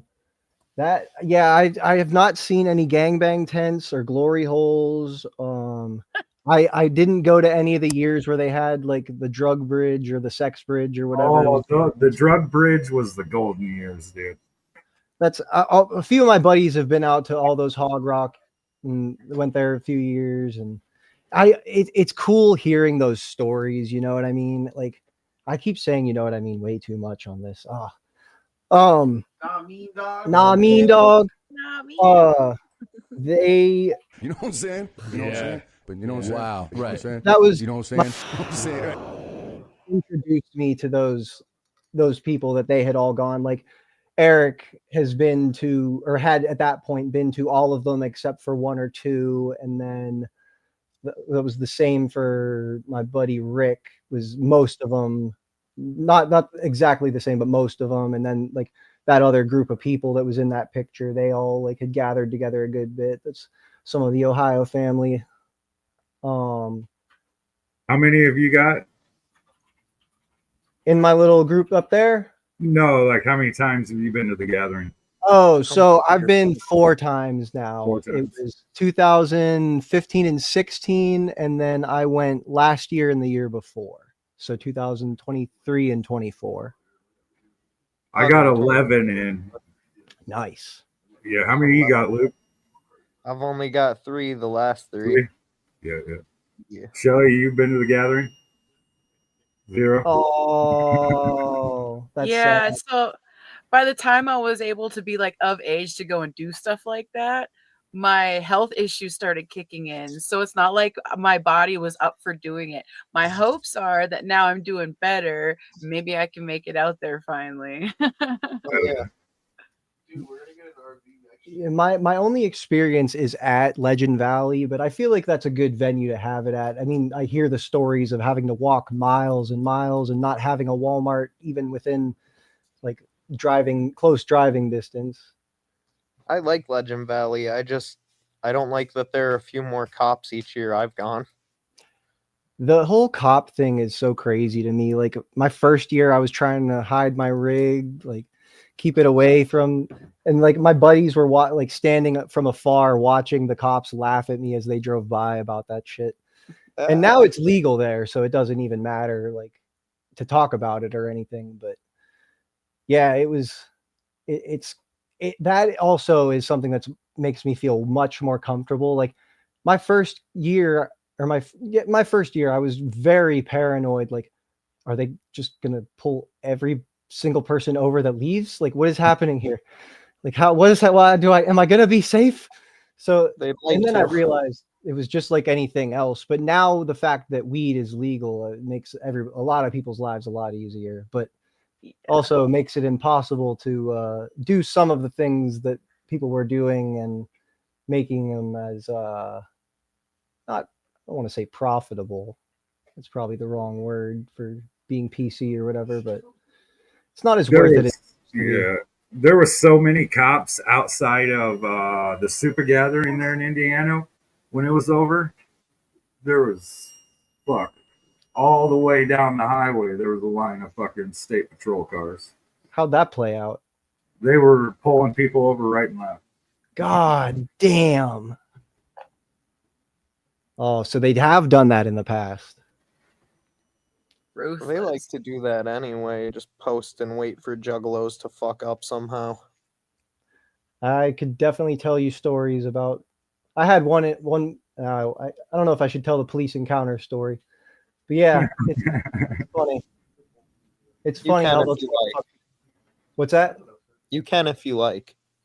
No, I'm not gonna tell that one. It's just funny how they'll try and fuck with you. Yeah.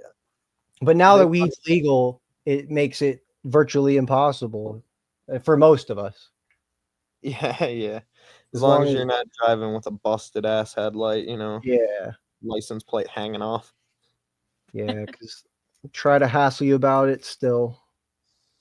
I'm Yeah. glad that where I'm at, like the whole Maryland, DC, Virginia, that whole area, everything is legal. It is completely legal, both medically and recreationally in all the states. Where I'm at is also recreational and medical. Very happy about that. Same here. It's great. And that's for me, the whole weed thing. So I guess I can talk a little bit about how the phone homie thing led me into the legal side of cannabis. Um, so when I was working with him, I ended up at an event that randomly met some people that kept my information and ended up opening a dispensary in Maryland. So I ended up there and worked at the dispensary for what was it, about two. Grant, can you find the ones of the hemp farm real quick? um I worked at the dispensary 2018, 19, 20. Was it that long? 2018, 19, 20. Okay, yeah, 3 years. So I worked at a dispensary for 3 years, and then I ended up working on a hemp farm for a few months. Go back, go back. I only have those two.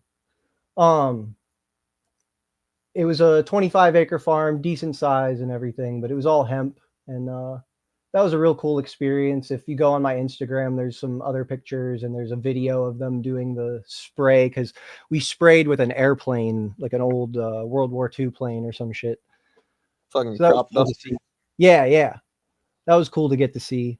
But yeah, so worked on the hemp farm for a while, and then ended up working in the uh, in an actual grow facility after I was back at the dispensary for a little while. And I worked there for about a year and then moved into the lab that they had there. And I worked in their extraction lab for a little over a year. And then now I've transitioned. I'm no longer in the legal cannabis industry. Just trying to figure out how I can fit into the legal cannabis industry. What your role is. Yeah, like I don't know. I was lucky when I picked my Instagram name. I picked 710JUGGALO. I was like, oh, I wonder if anybody picked it yet. No one did. So it's like, I am the 710JUGGALO. So I got to live up to the name somehow. My passion right now is trying to figure out how to accommodate cancer patients that need medicine. And I'm working with some folks that registered a nonprofit that hopefully will be able to get off the ground here soon. But yeah, that's what I'm trying to hopefully transition into somehow. Maybe you could get into the delivery side of it, the legal delivery side for people that are sick, don't necessarily have the means to go get it. Yeah, right now I have a regular job that I do construction stuff. It's it's good, it's regular, and it's the schedule is as flexible as I need it to be, and it doesn't make sense money wise to do anything but that.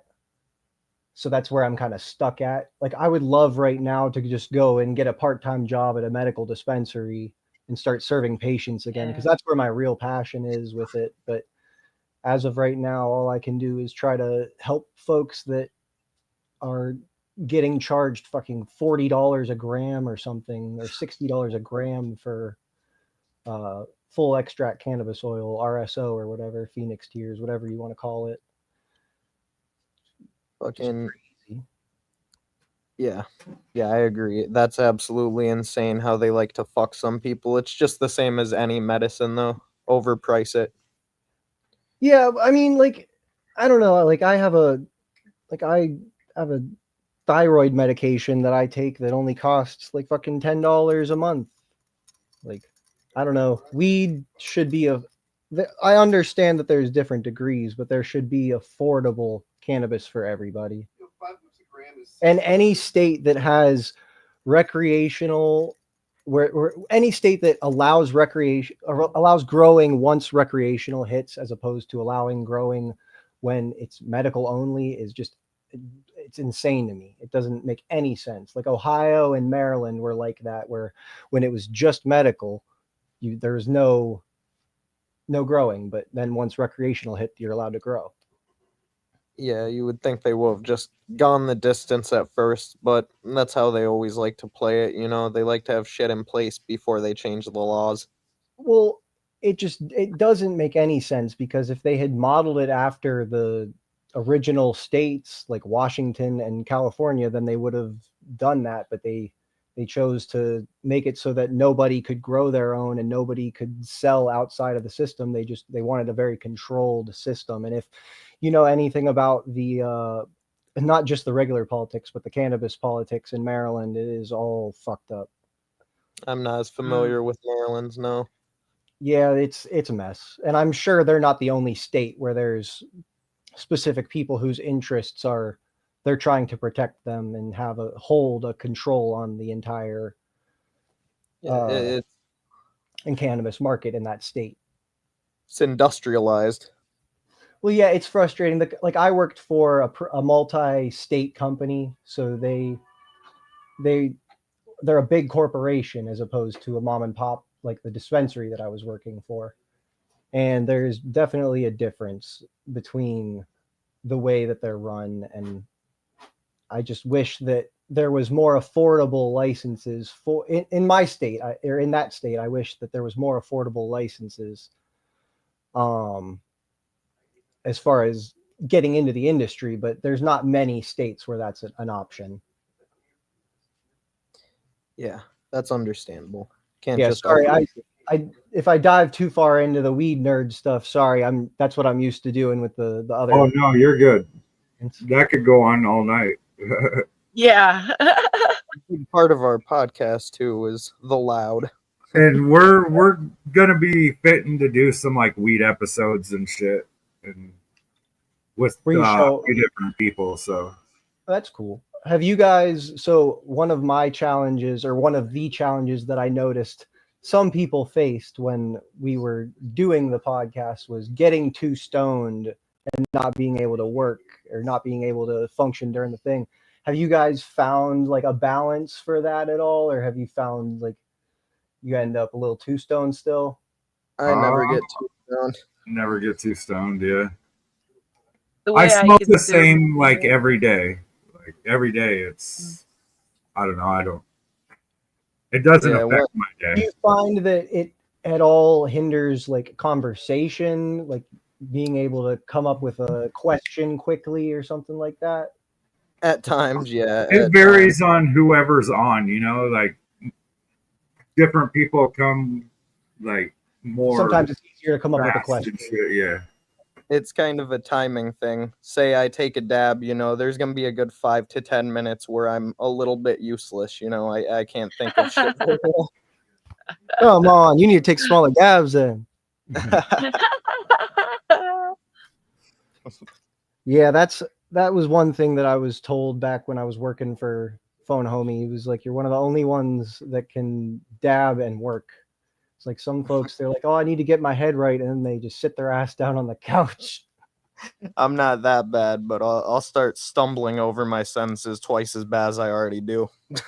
Do you do any CBD, or do you just do straight whatever you have? Yeah, I just straight smoke. If we're getting into the side of like what I use for medicinal, I microdose mushrooms when I have them. That helps with my anxiety and keeps me a lot more clear. That definitely helps me as well. Yep. I have fibromyalgia and stuff, so I am smoking constantly throughout the day. I feel like I remember as a youth smoking, getting really super high. I can't remember the last time I got really super high because it just makes me so functional instead. You know what I mean? Mhm. So that's where It's I'm getting at with me my more sober. consumption. Damn it. Huh? It's getting me more sober. Damn it. Well, Yeah, I don't you're do in a lot of the pain. CBD stuff. What's that, Lee? I don't do the whole CBD stuff. I just use THC. But the wife does like the CBD stuff. She has seizures and shit, so Ah, It helps so much. it helps. It yeah. doesn't It like doesn't what? completely take it away, but it helps. It's not a cure, yeah. That's I don't try to push or be that guy that says weed will fix everything, but I do encounter a lot of folks that don't have the knowledge of what it can do for them, and I try to help as many of them as possible. That's one of the things I would tell a lot of patients. Everybody needs CBD and THC. It's just figuring out how much you personally need. You were And talking now about that Rick Simpson what's oil. that? You were talking about Rick Simpson oil. That's a big one, you know. Yeah, yeah. But working in the dispensary, I encountered lots of different kinds of people. Some people that would just chase THC, some people that didn't know a thing about what they were looking at. And I just wish that I was able to provide, I don't know, like now there's not just CBD, there's all different cannabinoids that have been isolated. And I just wish that I like had more range of options as far as what was available to those patients at the time when I was serving them. Now I I don't have patience or whatever. I wish I was still doing that, but I always tell people, at least with CBD, that add a little bit of that in there somewhere. It may help you out. I know for me, it helps with anxiety for sure and aches and pains. A lot of people have weed, you know, too much THC in it. They'll get anxiety attacks. They'll think they need to quit smoking. No, you just need some more balanced weed or slightly weaker stuff. And that's one of the sad parts about the potency testing and everything for most states. They don't even have terpenes on there.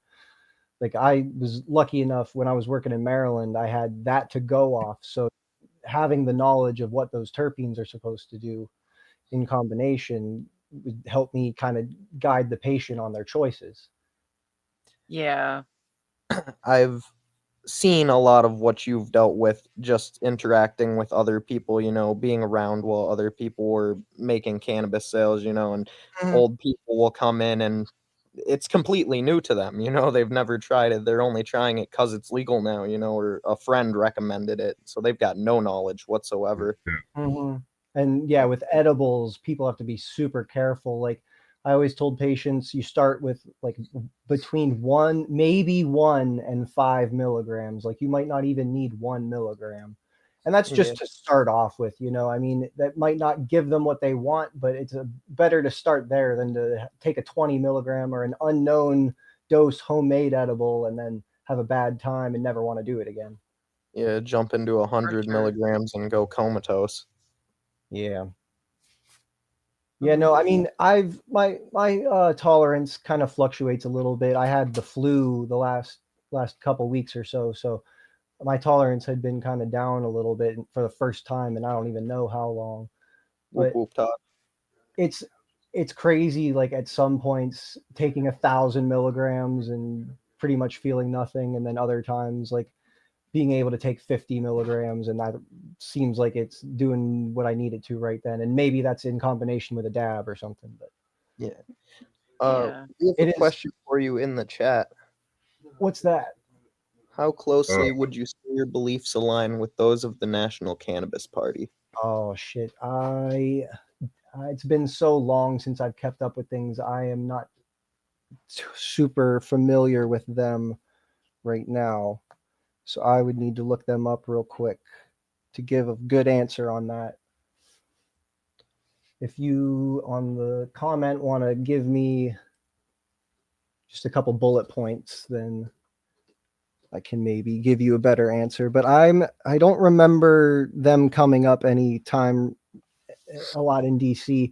When any activism stuff I did, I went to the National Normal meetings. Normal is the National Organization for the Reevaluation of Marijuana Law, I believe. And they're a national group, and they obviously with the name, but in DC that was where they would organize a lot of the different protests and stuff. And I don't remember the National Cannabis. Was it the National Cannabis Party? Yeah. Wasn't there the Yep. Green Party as well? That's something else. Yeah. The Green Party was more like an independent party. That was Ralph Nader and them. Yeah, I never looked into them. That's a group up on that shit. I feel dumb. The U.S. marijuana. They haven't been really big in a while, so don't feel bad, dude. No, I used to know this shit off the top of my head, but I don't think I looked into them. The U.S. Marijuana Party is a cannabis political party in the United States, founded in 2002. So yeah, I'm surprised that I don't have more knowledge that I can just pull from a memory for that one, but I don't remember coming across them really. Oh yeah, all about descheduling, not rescheduling. Fuck that. If they reschedule, schedule 5 or 6 or whatever the farthest down the line is that you can. But yeah, I'm all for descheduling as opposed to rescheduling. I'm not big on regulation. There's a point where there's got to be some regulation, because I don't want to go to a store and not have a COA. If I go to a store to buy something from a licensed state dispensary, I want there to be paperwork that says this is clean medicine and not just whatever they can source from wherever they can source it from. I agree with that, but I just think it should be more on a state level, and it should be heavily up to the dispensary to make sure they're getting all that, like it should be on the seller. Well, there's a state system that keeps track of everything, and most of the states use, I think, one of 2 systems, metric, and I can't remember the other one, but all of that supposedly keeps things from happening. But I've definitely heard in Michigan of products on the shelves that were not from that system. Colorado as well. I'm not sure about the systems. I'm not versed on that, but I know there have been multiple cases of weeds with dangerous pesticides getting found, sold in stores. Yeah, I've heard of a couple of those recalls and stuff like that. I just wish that everybody would do it right and do it safe, and organic is the way to be. It's kind of scary thinking about how I always loved with the black market back before legalization was a big deal. I loved getting weed from all over the world. It wasn't even just all over the country. It was all over the world. You saw all different kinds of stuff, but you kind of think back and you hope and pray that everybody was doing it the right way, and that it wasn't, people were spraying pesticides and different stuff. I wasn't old enough for paraquat pot, but there's all different kinds of stories of stuff messing with the pot supply. And I wish that there was just good, clean medicine for the people that needed it. And everybody else that wants to get high, then they figure it out one way or another. I'm sure we've put a few dangerous things in our lungs. Yeah, I don't get me wrong, every once, I'm not supposed to smoke anything, but every once in a while, I've only tried DMT once, but those types of things, they're an interest to me, but I don't know how I feel about bringing all that into the whole conversation yet. In DC, mushrooms and plant medicines are all decriminalized. So for a good period of time, so in DC, the way it works is there's a bunch, so there's maybe 4 or 5 legal medical dispensaries, and then there is just a wash of storefronts that sell weed. And for a good period of time, you could get mushrooms too. just over the counter, whatever. But now they're cracking down on that stuff a lot. It seems like they shut down some like 300 stores. A buddy of Legitimate mine, mushrooms? what's that? Legitimate magic mushrooms? Yeah. Yep. Interesting. Yep. They had those. They had chocolates. Didn't Oregon start to crack down on that now? I think they did as well. I think they had the same law change, and now they're cracking down as well. Yeah, legalizing all drugs is crazy. Yeah, that was a whole other thing. I mean, like, goddamn. I feel like there's maybe a way to do that, but that was not the way to do it. No. You'd have to find a actual way to like keep a lot of the sources from coming in, before doing it. Yeah. I mean, like, it's hard to look at other countries and the way that they did things and use it as an example because we have different culture and it's just different here in different ways. Making them fully legal. It's yeah, just I mean, there's a couple places that have decriminalized drugs completely, and there is a big difference between decriminalization and legalization. But for the most part, I don't know about legalizing all drugs here. Decriminalization is the way to go. Yeah, I definitely identify with the people going down that road and needing. I hope that there's always an exit for those people, not just an entryway. I feel decriminalizing provides an exit. If not necessarily, it's more would provide I guess it would depend on how decriminalization looked, but if it was in some way where people were able to just go to a 7-Eleven or a store and purchase cocaine, that would change the way people live their lives a lot. I'm not saying decriminalization in that way. I mean, I don't know though, because decriminalization just puts the whole thing, it just kind of just puts a veil over it all. It's like, we're not really going to look under this veil, but we know that you have cocaine. I know you have fentanyl, but I'm not going to do anything about it. Just fentanyl. Ugh. Yeah. Are you eating, Lee? This man's hungry. He's got to eat. What you got over there? Why not? Yeah, but as far as decriminalization and drugs and everything, I just hope that, like, I appreciate groups like the Juggalos in Recovery and stuff where they do a meeting at the gatherings. Like, I definitely appreciate that energy. And, like, I don't necessarily know how I feel about the different things. Like, I like the Wicked Harms Clown Reduction stuff. I like harm reduction, but I don't know how I feel about that as a whole, like, on the state level. What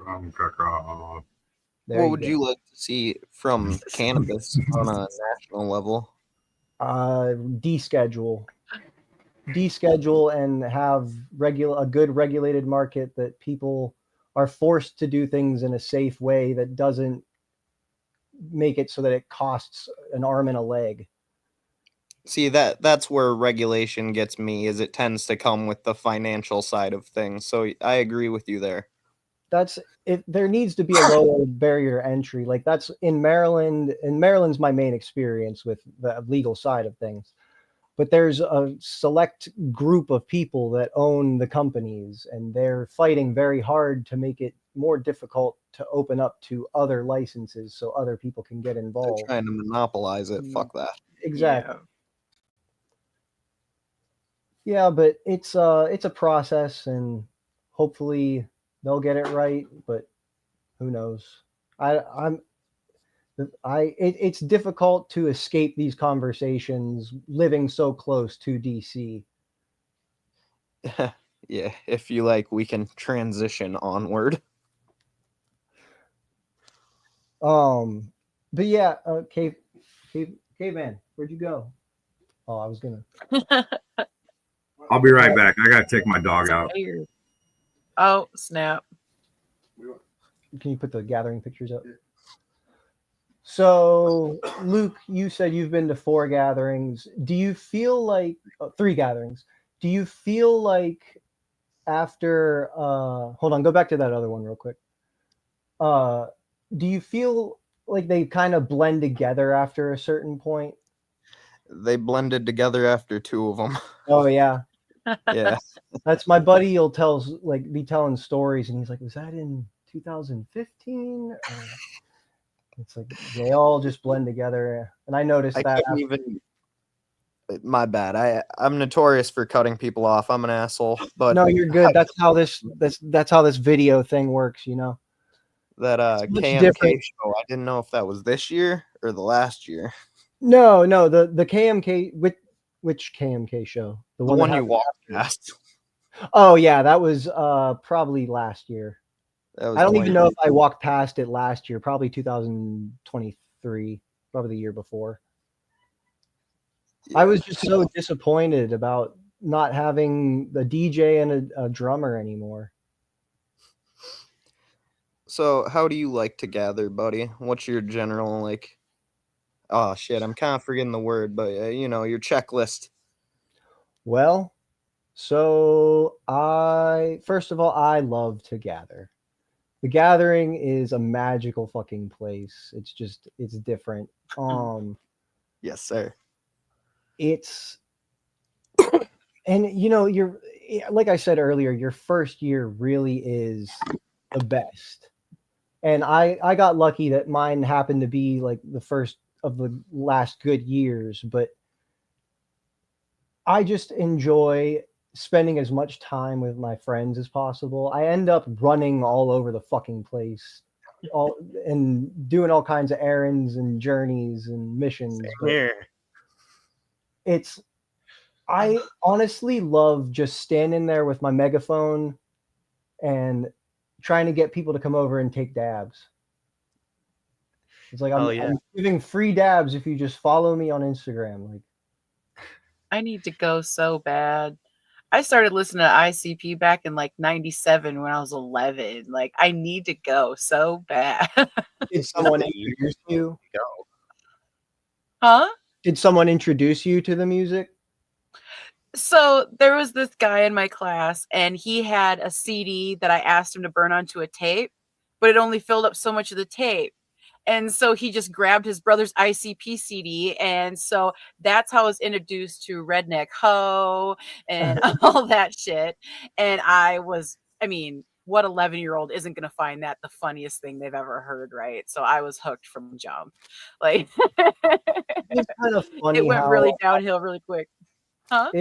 It's funny how a lot of us find it younger, and how it is kind of some of the earlier stuff, and maybe even the new stuff. I haven't heard some of it, but it's like kind of childish in a way. It's talking about getting bullied in school, yeah. Yeah. For the kids who don't fit in and who are just miserable to be there, like there was something to turn to, and it was entertaining. It was deep. It was like, yeah. I hated cops, and I was an outcast in school, so I listened to Piggy Pie and Toy Box all the time. Riddle Box is still my fave. On the worst days, I can pop in Riddle Box, and oh my god, everything's different. My attitude, everything. For me, so Great Malenko, what was the other one? Ringmaster and Hell's Pit. Those were the ones that like hit me the most, just because those were the ones that I had on a burned CD. I didn't end up I wasn't allowed to get any of them, but I may have managed. I would sneak around and buy certain things, but I just never went out and bought those because I just functioned off of those, and then I would go on YouTube and watch whatever I could watch on there. That was when YouTube's I remember probably earlier days of YouTube, but this was a little bit later, and it was nice to have.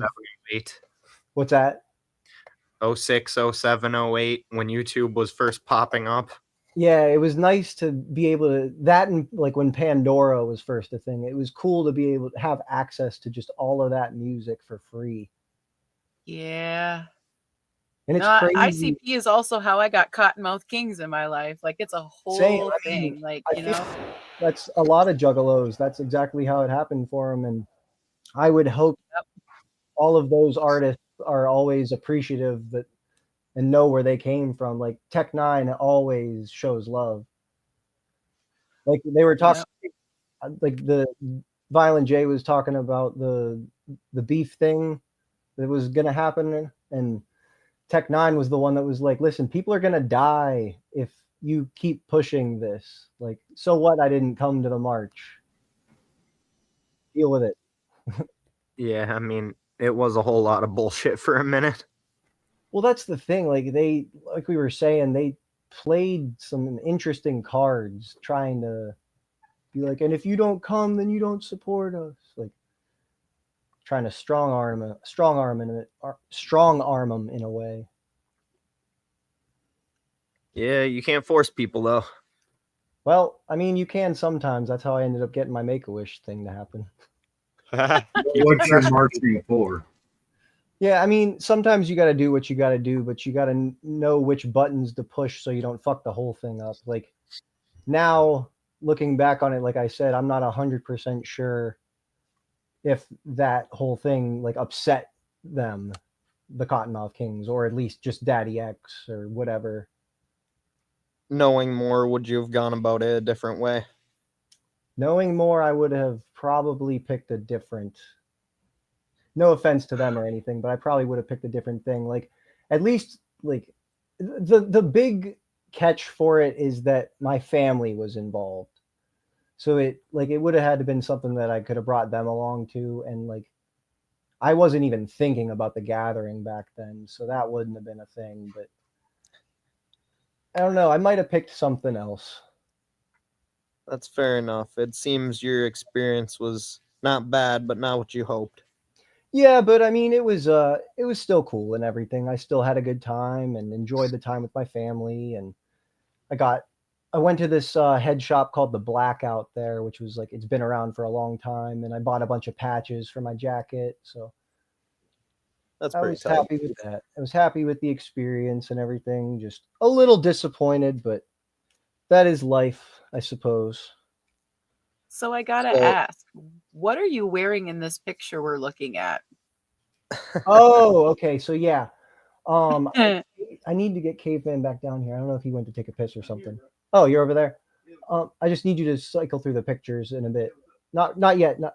So this picture here is it's my that buddy that I was talking about that he was in Mo Thugs back in the day. He Okay. is. If you've been at the gathering and you've seen the medicated Fago or medicated Fago slushies, he's the dude that does those. So Those this are is delicious. yeah, that's my dude. They are great. I want a slushie. This is his whatchamacallit, his cape.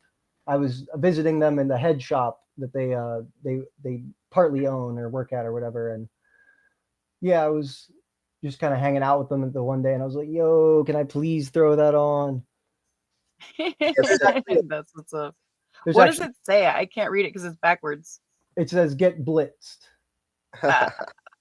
The film did that. But yeah, it's they have syrup and they also have medicated seltzers, and I believe those are actually on the market in Maryland, like at not an ABC store, but they don't have those there. Whatchamacallit, like a beer and wine store, mom's some kind of beer and wine store there. I think they have them out there, but they have them at the gathering. They're really good, effective stuff.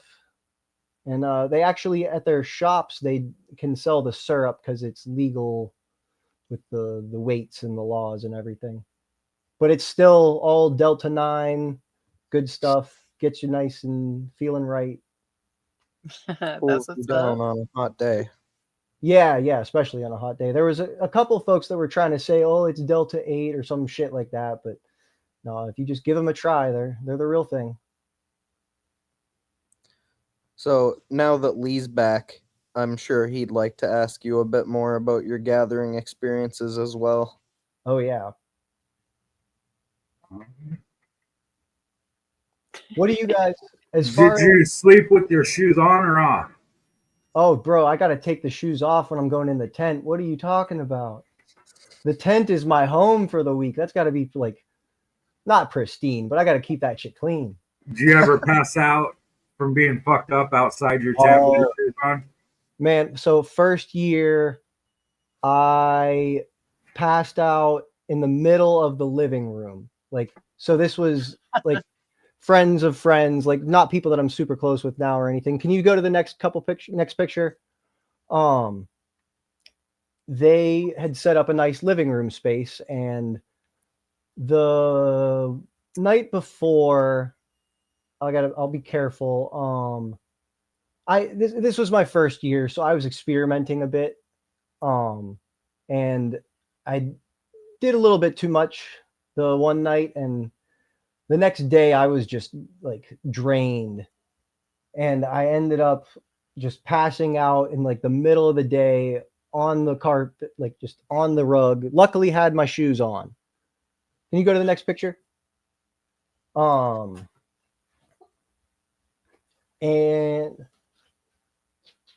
sorry about shit, I lost my train of thought. What was I saying there? You had passed out in the living room. Oh yeah, so I missed Jaron Benton, and I can't remember if there was anybody else, but I missed Jaron Benton, and that was one that I really wanted to fucking see. Yeah, that would be disappointing to miss. I said it. I didn't know if you heard me. I'll shout next time. Sorry. The other than that, no, I didn't have any problems with it. I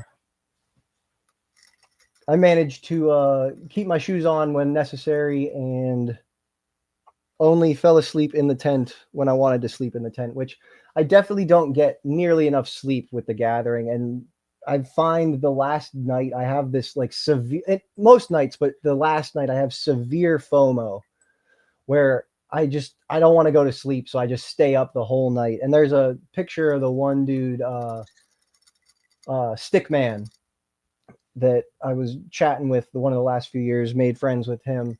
There's so many cool people that you meet, you know, like I don't want to miss out on any possible experience I can get. So I definitely miss out on sleep. I get that. Me too. I hardly sleep at all. I try my best to like get it before I go, but it never usually works out, especially because I got to travel. Gotta spend so many hours fucking getting there, plus you're excited. At least I am. I'm too excited to sleep before the gathering. Yeah, my first year I drove up to Youngstown first, and then I went with them from there. And yeah, I was flying and just so ready to be there, and I couldn't sleep the night before. Gathering makes me fucking giddy, man. Like, yeah, I feel actual physical energy talking about it. I feel that. Lee, you weren't here when I was telling them, like they were asking like my favorite place to be, or like how do I gather. I just love having my megaphone. Or were you here for that part? You were just starting that part. Okay. So yeah, I just love hanging out there in front of the table and just talking to people. You know what I mean? Like that gives me an opportunity to start conversations with all of these random passersby. And like, other than that, like what? I'm going to try to sell you a joint or some shit. How else am I going to bring up a conversation without trying to like sell you something? Do you ever get to a point where you're sick of fucking people on the megaphones? No. Some specific people are really fucking annoying, but I love megaphones. I fucking love it. Any chance I get to have a megaphone, like every once in a while for like DC, we've done the National Cannabis Fest a few times. So I basically get to do the same thing that I'm doing at the gathering there. I'm just standing there, but I don't get to heckle as hard there outside of the gathering. You were there in 22, you said? No, not 22. My bad. Well, there was this lady, I'm sure she's, good shit and all, but she was really pissing me off the whole time because she had a megaphone and we were walking around the whole time. It was funny at first. She kept yelling, "Get your New York weed here, fresh from the Bronx," and shit like that. Well, the pictures are going really fast. jumped back to the first one for some reason. Oh, that's weird. I'm trying to get you back where you were. Okay. So yeah, okay, so go back to that one. New York weed. So this is Mickey.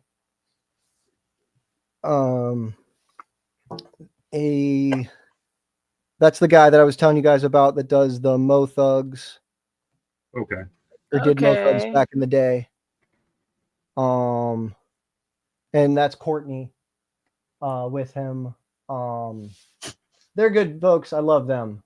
They I like to hang out with them a good bit there. It's so sad though for him because he's basically working the entire time, stuck there behind the table, doesn't actually get to gather that much. So if you guys are there, go say hi to him, give him some love. I don't know if I'm going to get to go this year. Last year I said I'm not going and I ended up going. So right now I'm saying I'm not going, but we'll see. What's his camp called? He doesn't have a camp. He's just got the big tent where he's got the sodas and stuff. If you can see in the back, I don't know. I'm pretty sure it says "Get Blitzed" above him. Yeah. Yeah, I can see that back there. You too. Yeah, I just got I got a screen in front of mine. Can you go to the next one? So yeah, there's different folks. Like that's one of my good buddies. He was in that first picture. He was the one who was Insane E's hype man. He's one of my good friends. His birthday was last year's gathering, so it was cool to get to do That's that awesome. for him. I didn't end up getting to get him a cake or anything. I was trying to do something, but he's not a huge sweets guy anyway. I think he ended up getting one of those Fago floats that they had up at the front. But yeah, that's my megaphone there. Do you like Fago ham? What's that? He asked if you like Fago ham. Mega. Have you ate the Fago ham Oh fuck no. or the hot dogs? I love Fago hot dog. No, I did I have? I might have had a burger at some point that was marinated or some shit like that. But missing out on the Fago dogs. man, I also barely fucking eat at the gathering. Fago dogs are surprisingly good. That's the thing. Like I end up just moving around so much. I'm not even like hungry. I'm trying. The first couple days there might be a few acts, but like the other days I'm just more focused on making sure I see who I want to see. Yeah. And for some folks, it's the gathering is the gathering. It doesn't matter who's performing.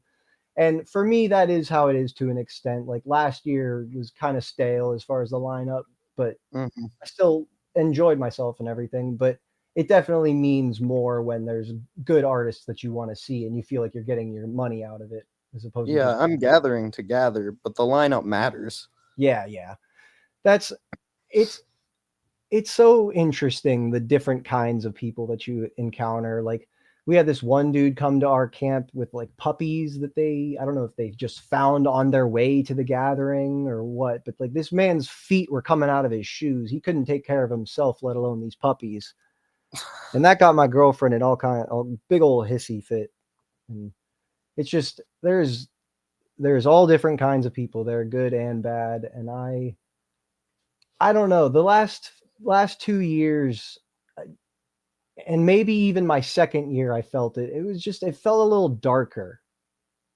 It just felt like there was some kind of, I don't know if it was a cloud or some just kind of negative energy that was coming out. And that I maybe started to notice my first year, and then I hadn't gone. But the last 2 years, I definitely noticed something different.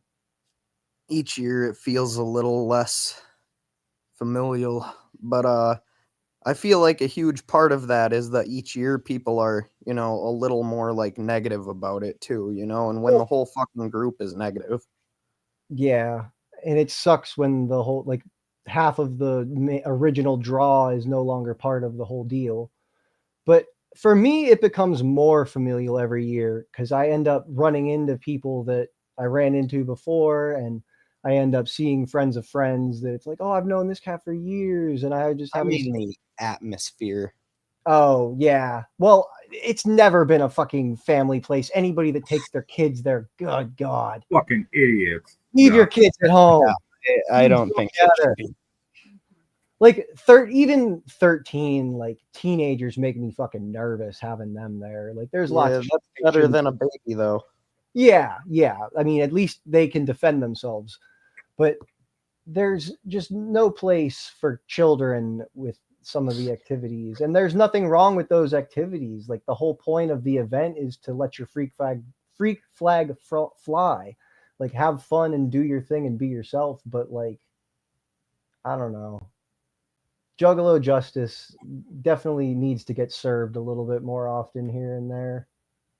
And I want to bring Juggalo justice back. You know, I've already said it how many times. If I see somebody whipping a nitrous tank into the crowd or some shit, I'm gonna punch them. I've grabbed people's wrist when they were about to throw an unopened can. Yeah, we had to take care of a situation. One guy. I grabbed one guy's wrist. Yeah, we had to take care of a situation. I almost got fucking smoked by one of those last year. Oh yeah, you gotta have your head on a swivel when you're in the crowd. But yeah, we had a situation we had to handle the year before last with all of that. A little bit too much violence, you know. Yeah, he ended up getting arrested. There was a dude in 22 that was like, he like punched a 15-year-old in the face or something, but the whole crowd just fucking grabbed his ass and started beating him and then gave him to the cops. Yeah. Yeah, I don't. It seems like I haven't seen a ton of violence. Well, that guy deserved it. That's the punch a- thing. Most of the time, if I've seen something, it's like whatever happened, that person deserved it. Mhm. If they just did some stupid shit or said something that was way wrong. Or it's just like a super casual fight. Yeah, but I don't know. I haven't seen too much of that. A lot of love there. Definitely a lot of love there. It's all community.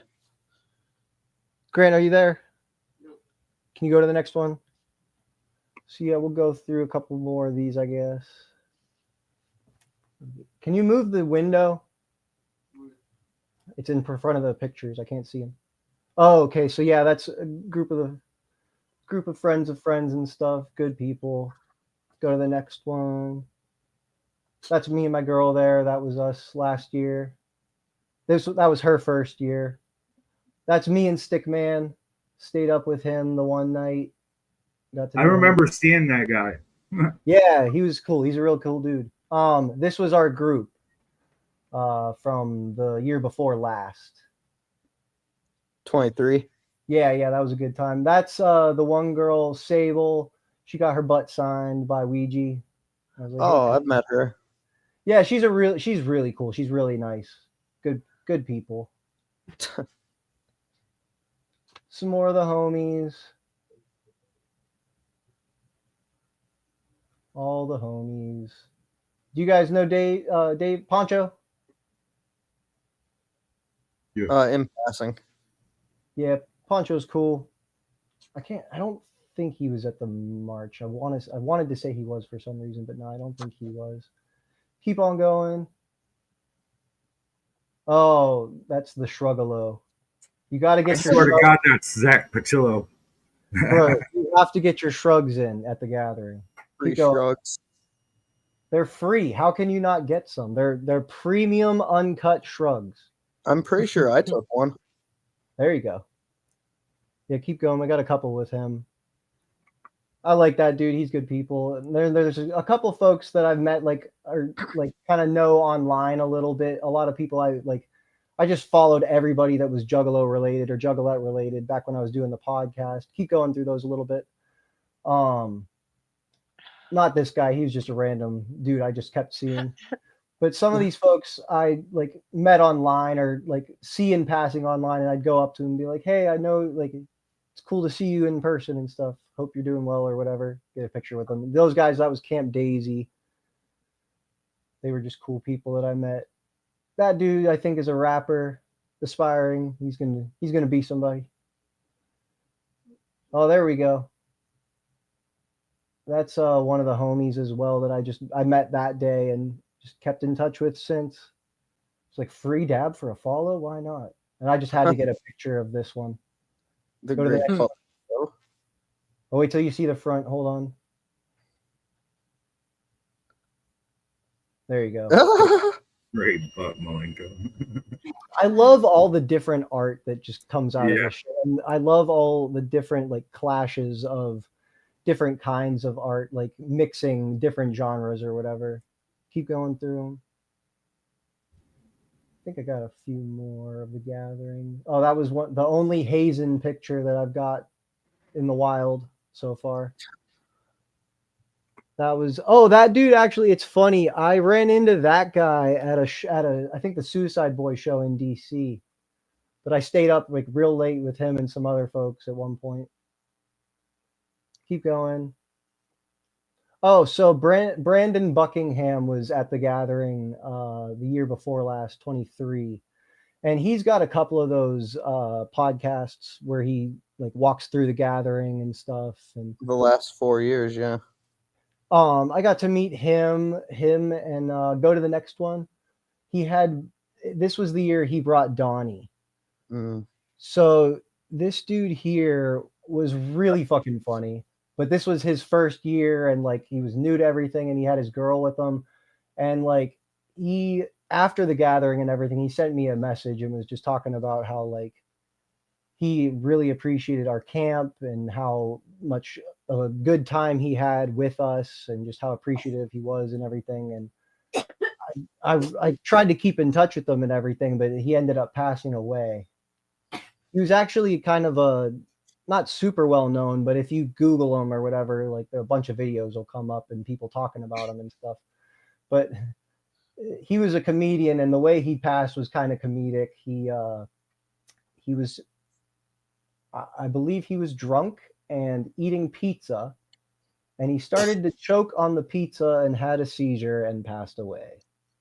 Oh my gosh. Yeah, He so would have had something funny to say about it, though. He seemed like a real good dude. yeah, I loved the short interaction that I had with him, the short interactions that I had with him, but I was just glad that we were able to give him that safety, like make him feel like there was a home base and stuff like that. But yeah, it's kind of sad going back and watching the thing. I'm in there real quick. He doesn't show our table, but it shows him after taking a dab of some disty. I remember that. Yeah. So yeah, that's all the pictures. Oh no, I think there's one other one after this one, but yeah, that was someone had some I don't know what they had to drink, but goddamn, they need to cut back. Right. Go back to that other picture. So this was just a random piece of art that I had seen right before. It's still on the porta potty. Yes, this was a great piece of art that I had seen. No, I was in Denver right before I came back to DC for the legalization thing, and I was at an art museum and I saw this there. And I don't remember the name of the artist. I didn't write it down anywhere, but I definitely take signs from the universe, and seeing the Hatchet Man in different places, I take as a sign. And I felt like me being there, learning, like I was there to do cannabis botanical extraction class, bud tending 101, and strain breeding and genetics class with a dude named Adam Dunn. But I felt like I was in the right place at the right time, moving in the right direction. And I feel like me helping people with cannabis is supposed to be a part of my life in some way, shape, or form. So I want to try to do that in any way that I can. Oh yeah, that's dope. And I mean, through music, I'd like to do the same thing. I'd like to, and poetry, which is something else that I've gotten into a bit, but still, again, don't have anything to show for it as far as recording and stuff that I can show. But I just want to be a beacon of positivity for the people that need it, and show that it's not always sunshine and rainbows, that just because you have bad times doesn't mean it's always bad. You've got the experiences, and you've probably had more of an impact than you realize, so maybe not something you can just pull up out of a drawer, but still. I just love having like I know when I have an interaction with someone and I'm able to either give them some knowledge or like you see the light go off in their or like a light turn on in their eyes, like something like you've made a difference in their life in some way, shape, or form. And I, I, it kills me to not have that on a daily basis, the way that I was kind of spoiled with it working in a medical dispensary, because I was able to help veterans get off of benzos and all different kinds of medications, all different kinds of people that were on benzos or opiates or whatever, Adderall, able to come off of those things and use cannabis instead. And it's definitely something that's inspiring for me to try to help people keep doing what they're doing the right way, because it's I a hope process. It's a process for everybody to figure out how it works for them. So if you don't have someone holding your hand, it can be very scary. Yeah, I mean, without any knowledge, like you don't know what's going to happen. But I hope you get your opportunity to move back into the cannabis industry. I get that financial incentive is definitely a huge part of it, so hope that It's works out for unfortunate. you. What It's would your advice be to someone trying to get a dispensary going? Well, that depends on the state. Yeah. I think that anywhere that has an affordable license, if you can afford to get into it, just have the right team. You gotta like I know it's almost impossible to trust people, but you've got to have a team of people to trust to do things, because I mean, it doesn't matter what the industry or the business is. You can't do everything yourself. And with this, there's a lot of specialized knowledge and a lot of people that will take your money and tell you that they know what they're talking about when they don't necessarily know. I had that experience on the hemp farm when the consultants that they brought from California couldn't tell the difference between a seed or a pollen pod from a hermaphrodite or a plant that was just expressing that or whatever, and a seeded plant. But yeah, there's all different kinds of nonsense. And I think that as long as you're not just doing it for the money, I think that if there isn't, there should be a karmic way of taking care of people that are in that position. But to do this just for the money, it doesn't make sense. It's sad that they charge what they charge in the dispensaries. Most of them. Taxes too. Taxes are outrageous. Ugh. Yep. That's the part that's really harsh.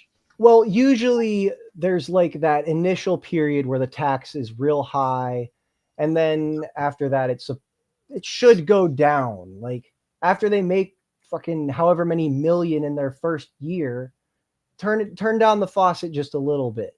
Just a little bit, like make it affordable for people. And I understand, I guess, taxing the recreational side of it a little more. Like, yeah, maybe things could get closer to where sometimes it's 400 an ounce for really, really, really nice stuff that someone put the time and effort into breeding and all of that. But at the same time, there's got to be affordable options for people. But You still gotta good have your, quality. Yeah. gotta have your Kharkov for your Goldschlager. Yeah, as far as alcohol and stuff, I am also away from all of those things. I do not gather like that anymore, unfortunately. I don't like to drink. I just thought it was an apt comparison. Yeah, I think that comparison is interesting because they talk a lot about like driving, and I definitely think there's a difference between like drunk driving and stoned driving. And obviously not everybody can drive stoned, and if you're not experienced, that's one thing. But I don't know, I feel like there should be an extra license or something. Like, you know how you can get like a class A, like you should be able to get a class M or some shit, so that Class like, THC. proved that I can function I can I'm fucking use certified. I can't use my mouth, I can use a motor vehicle. You need a special license plate to show that you're a stone driver. But yeah, I'm hoping that as the craziness that is happening, the change that's happening happens, I just hope that things move in the right direction and that things are affordable for people, both on the retail side and on the side of getting into the industry.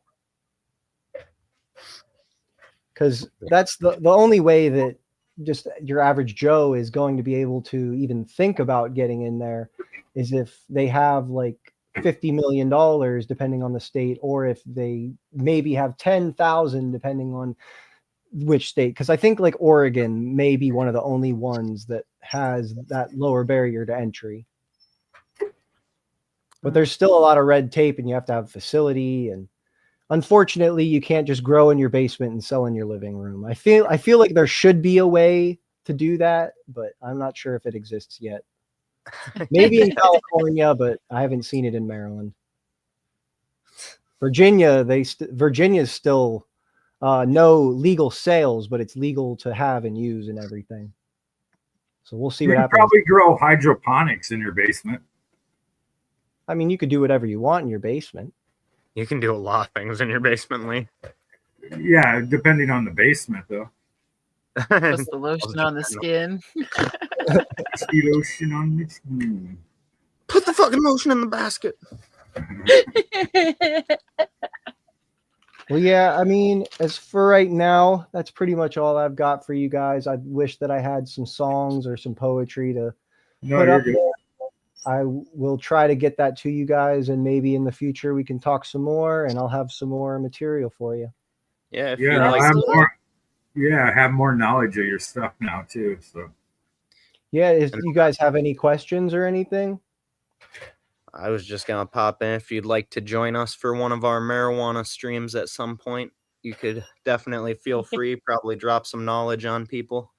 I'll try and jump in there and try not to be a weed snob or anything. Feel free to be a weed snob. Every weed podcast has one. I love the act of doing it and all of that, but it's just so it is so saturated now, and it is taxing to come up with it, like the material and doing it on a regular basis. And like you guys were saying about having like the right people in place to do all the things on the back end, it's not always easy, and gotta build the team. Yeah. Well, just kind of like you were saying with the dispensary, you need dedication. Above all else, you need dedication.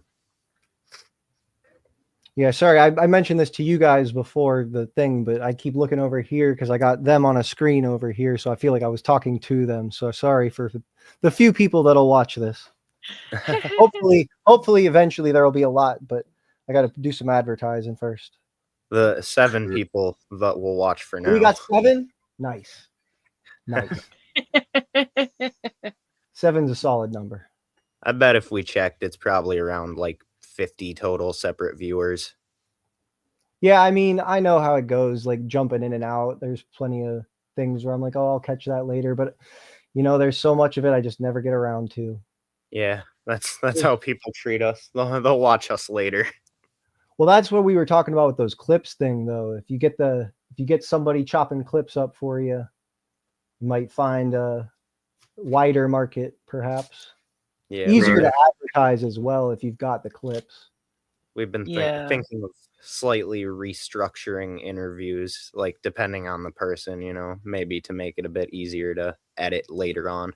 I really enjoyed the interview you guys did with Underrated. I had not seen any of his interviews before, so it was really interesting. We're running that back sometime because that pissed me off that night. My internet was trash. Oh yeah, but we're gonna run that back at some point here. I'm wearing my Underrated hoodie. Nice. And you guys were talking about like artists that are gone. If I could bring an underground artist back that isn't around anymore, I would bring that motherfucker back. The group is cool and everything, but that dude has something. You know what I mean? Like, know what I mean? He really does, though. He's the one that Just keep shines. your eyes peeled. That's all I can say. Hell yeah, hell yeah. That's what's I may get another wish. He was cock teasing in that interview the whole fucking time. Yeah, I'm gonna try to make sure I'm actually on so I can put some questions in when he's on. Good shit. Look, we could go on for days with that dude. I love talking to y'all. I feel like I could go on for days just chatting with y'all. Yeah, we'd definitely like to have you on again. Yeah. Well, I would love to at some point get together physically. That was one of the things that I loved about the Slab Hour. When we did that, it was everybody in the same room, and we might stream someone in, but it is a different vibe. But it's not always change different. your mind on the gathering this year. That might be our opportunity. Yeah, you might have me going. You may be the reason I go. Yeah, fucking it probably feels more like just like a chill session when you're there, because I know we kind of did it with Stack Styles. That was funny.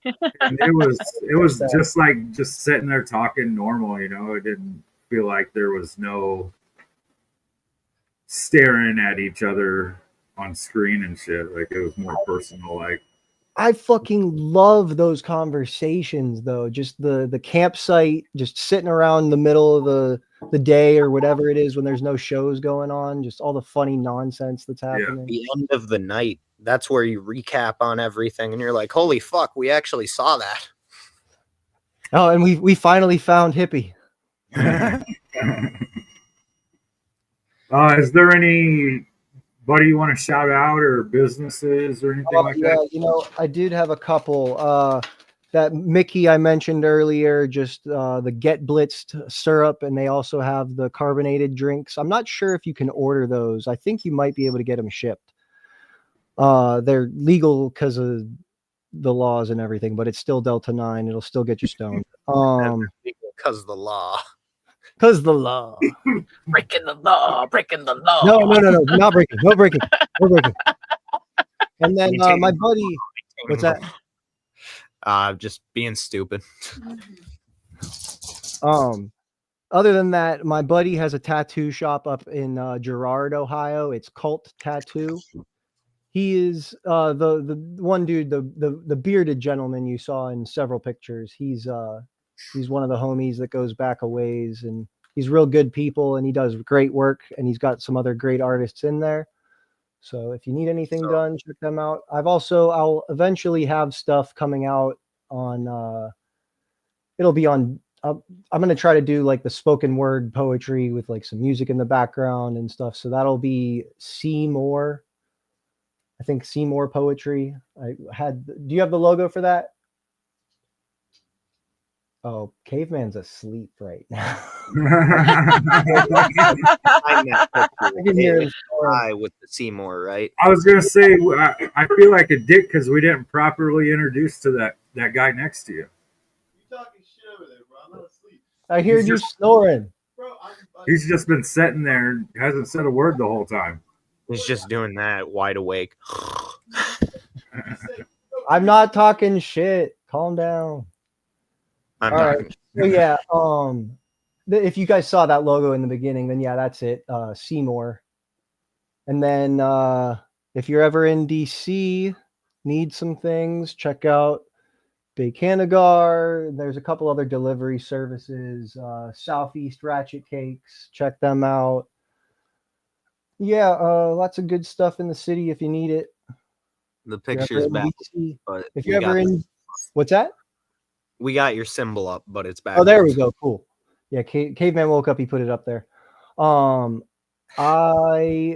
If anybody comes to the DC or is trying to come see DC, hit me up on Instagram. I mean, can always set you up with what you need. I'm not trying to break anybody's legs or anything. I'll try to give it to you if I can. But yeah, come out and see the city. It's pretty cool. That's what's up. If anybody is trying to get a tattoo during the gathering, go to his homie. Don't get it. I don't know. He hasn't been doing it at the gathering, but don't get at the gathering. Go up to Gerard. Yeah. Go up to the shard. Go up to the shop. All right. Well, that's it from me then. I got to get out of here. Yeah, me too. We'll throw up a music video and you can skip out on us during that. Cool. I got to pack up. Yeah. Generally, how we Okay. let people exit is behind scenes. Thank you for actually having notes for this interview. Fucking Oh man. no shit on anyone that hasn't, but that helped a lot. Yeah, no, it's been a while since I did the whole thing, but it definitely helps guide when you have just at least bullet points. And your interviewers are fucking idiots. No, it's just like Lee was saying, it depends on the individual. If I had like 12 albums and a bunch of shit that I had been working on for the last 12 years and actually had something to show for it, then there maybe would be more questions. But all you guys know is I'm the juggalo that got to meet the Cottonmouth Kings for my Make-A-Wish, and now you get to know a little bit more about me, and maybe hopefully I'll get to meet y'all in person, and maybe we even get to gather together. For sure. Yeah, buddy. Hell yeah. Oh yeah. You gotta change your mind. Get the ticket. They're coming soon. Oh, I want to show off. There's a couple different artists that I wanted to just shout out that I like to check out on Facebook and whatnot. There's Dead Canvas Art, Chuggly Crafts, and then Wicked Dreams Creations. Oh, Yeah. yeah. A couple different stickers that they. Those are names that get brought up on here. Yeah, they're cool people. I like the I like the way that they do things. They're nice and whatnot. They aren't like super crazy expensive. They got cute stuff from a girl. But I appreciate the ones that don't just do like Juggalo art. You know what I mean? That they do some other stuff too. For sure. Oh my Rod, what up? What song are we using for the outro? Zitro's new one, Wicked Whippin'. Say that again? Wicked Whippin' by Zitro and TD. Oh, okay. Show off my shirt real quick. The clothing brand that I used to work for is kind of defunct. I'm trying to bring it back, but this is the main logo. That's the phone, homie. Nice. Dope. That was the original one. There's a lot of different designs. I wish more of them were still online for sale, but unfortunately they're not. There's none in the warehouse anywhere? You know, not of those. There's a bunch of stuff that is sitting around, but not. It's stuff that didn't sell because of either the size or something. Mostly sizes, like of that specific one. But yeah, I'm trying to work something out there, trying to figure out if I can make something happen. But the I don't know if I mentioned it earlier. I think I did, but the guy that did it passed away. Yeah, you did mention that. So yeah, it's hard to try to keep things going.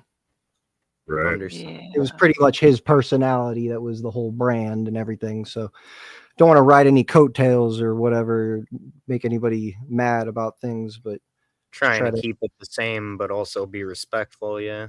Yeah, and like take care of his kids and stuff. You know what I mean? Have something for them to take over if they wanted to. That's good shit, man. All right. Well, yeah, I appreciate you coming on, buddy, and I'm sure we'll be in touch. Thanks for having me. A good interview. Whoop, whoop. We'll talk to you soon. Much love. Much love, bro. Whoop, whoop. Whoop, whoop. Hoop, soup. Boof, boof. Yeah. They ain't see this one coming, y'all. Thank you, Kate, man. Zitro. Oh. We keep it wicked in this bitch, you know what I'm saying?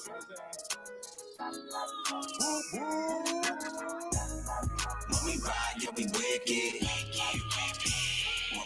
ride this way. If it's on the mind, then we get it. And we kill it while we winning because time does pay. When we ride, yeah, we wicked. When we ride this way, if it's on the mind, then we get it. And we kill it while we winning because we ride this way. Oh shit, the demon back with a full clip. In the way of my money, my finger go slip. Talk shit, I aim straight and never miss. Ain't no kickback, bitch, I got a good grip. When I ride, it's only there in the night sky. And fear into those that see the white eyes. I can make you feel like you really about to die. Like, bro, I'm straight up not having a good time. So you know that I be bringing the heat. You can fight back how you want, bitch, you ain't changing defeat. But if you try to bring the beef, then you know I'm gonna eat. But if you really want it, then you can come take a seat. What? The underground is where I kick it. I'm gonna blow up in a minute, so you just wait. Mix hood with the wicked. I'm about to take it to infinite, nigga, let's get paid. When we ride, yeah, we wicked. When we ride this way, if it's on the mind, then we get it. And we kill it while we winning because time does pay. When we ride, yeah, we wicked. When we ride this way, if it's on the mind, then we get it. Yo, ride this way. It's way of life, this wicked whipping is real specific. Yeah, we fit descriptions for slipping and in a freaking district. Sit and listen when killers spitting on a different mission. Militant with vision, just itching to split up bitches wicked. And it's murder time. Now you heard it. The streets out, we sure to shine. Free, better learn to fly. This next gen shit, all up in your mentions. At your man, I'm rapping, bitch, you best respect it. Next lit, undetected, rest in peace. Then I peace in the streets for protection. Move, never reckless, who wanna mess with? TDN's intro like a missile when we let rip. Man, I flex on my message until you get it. Wicked whipping and clown dripping every minute for blessing if you check it. When we ride, yeah, we wicked. When we ride this way, if it's on the mind, then we get it. And we kill it while we winning because time does pay. When we ride, yeah, we wicked. When we ride this way, if it's on the mind, then we get it. And we kill it while we winning, come and ride this way. When I'm whipping, I'm leaving all of their necks broke. I keep it wicked, I'm never slipping, I'm on a roll. Then I hit up my nigga T and told him, let's go. Let's drop a bomb on the industry and walk through the smoke. The way we be riding the beat is so incredible. Can't deny it, we fly your shit unforgettable. When you try it, the car go quiet, unbearable. Who left the door open, man? These niggas gotta go. With a big body bourbon, got him murdered out. Most of these rappers don't even know what murder about. Quiet in the crowd, you don't want me getting loud. Cause if I do, I'm taking the whole block out. That's why I let my anger out in every rhyme. And kick anyone off my ladder trying to stop my climb. I be staying on my shit, no slow grind. TRDS is intro, it's about time. When we ride, yeah, we wicked. When we ride this way, if it's on the mind, then we get it. And we kill it while we winning because crime does pay. When we ride, yeah, we wicked. When we ride this way, if it's on the mind, then we get it. And we kill it while we winning, come and ride this way. When we ride, yeah, we wicked. When we ride this way, if it's on the mind, then we get it. And we kill it while we winning because time does pay. When we ride, yeah, we wicked. When we ride this way, if it's on the mind, then we get it. And we kill it while we winning, come and ride this way. Yeah.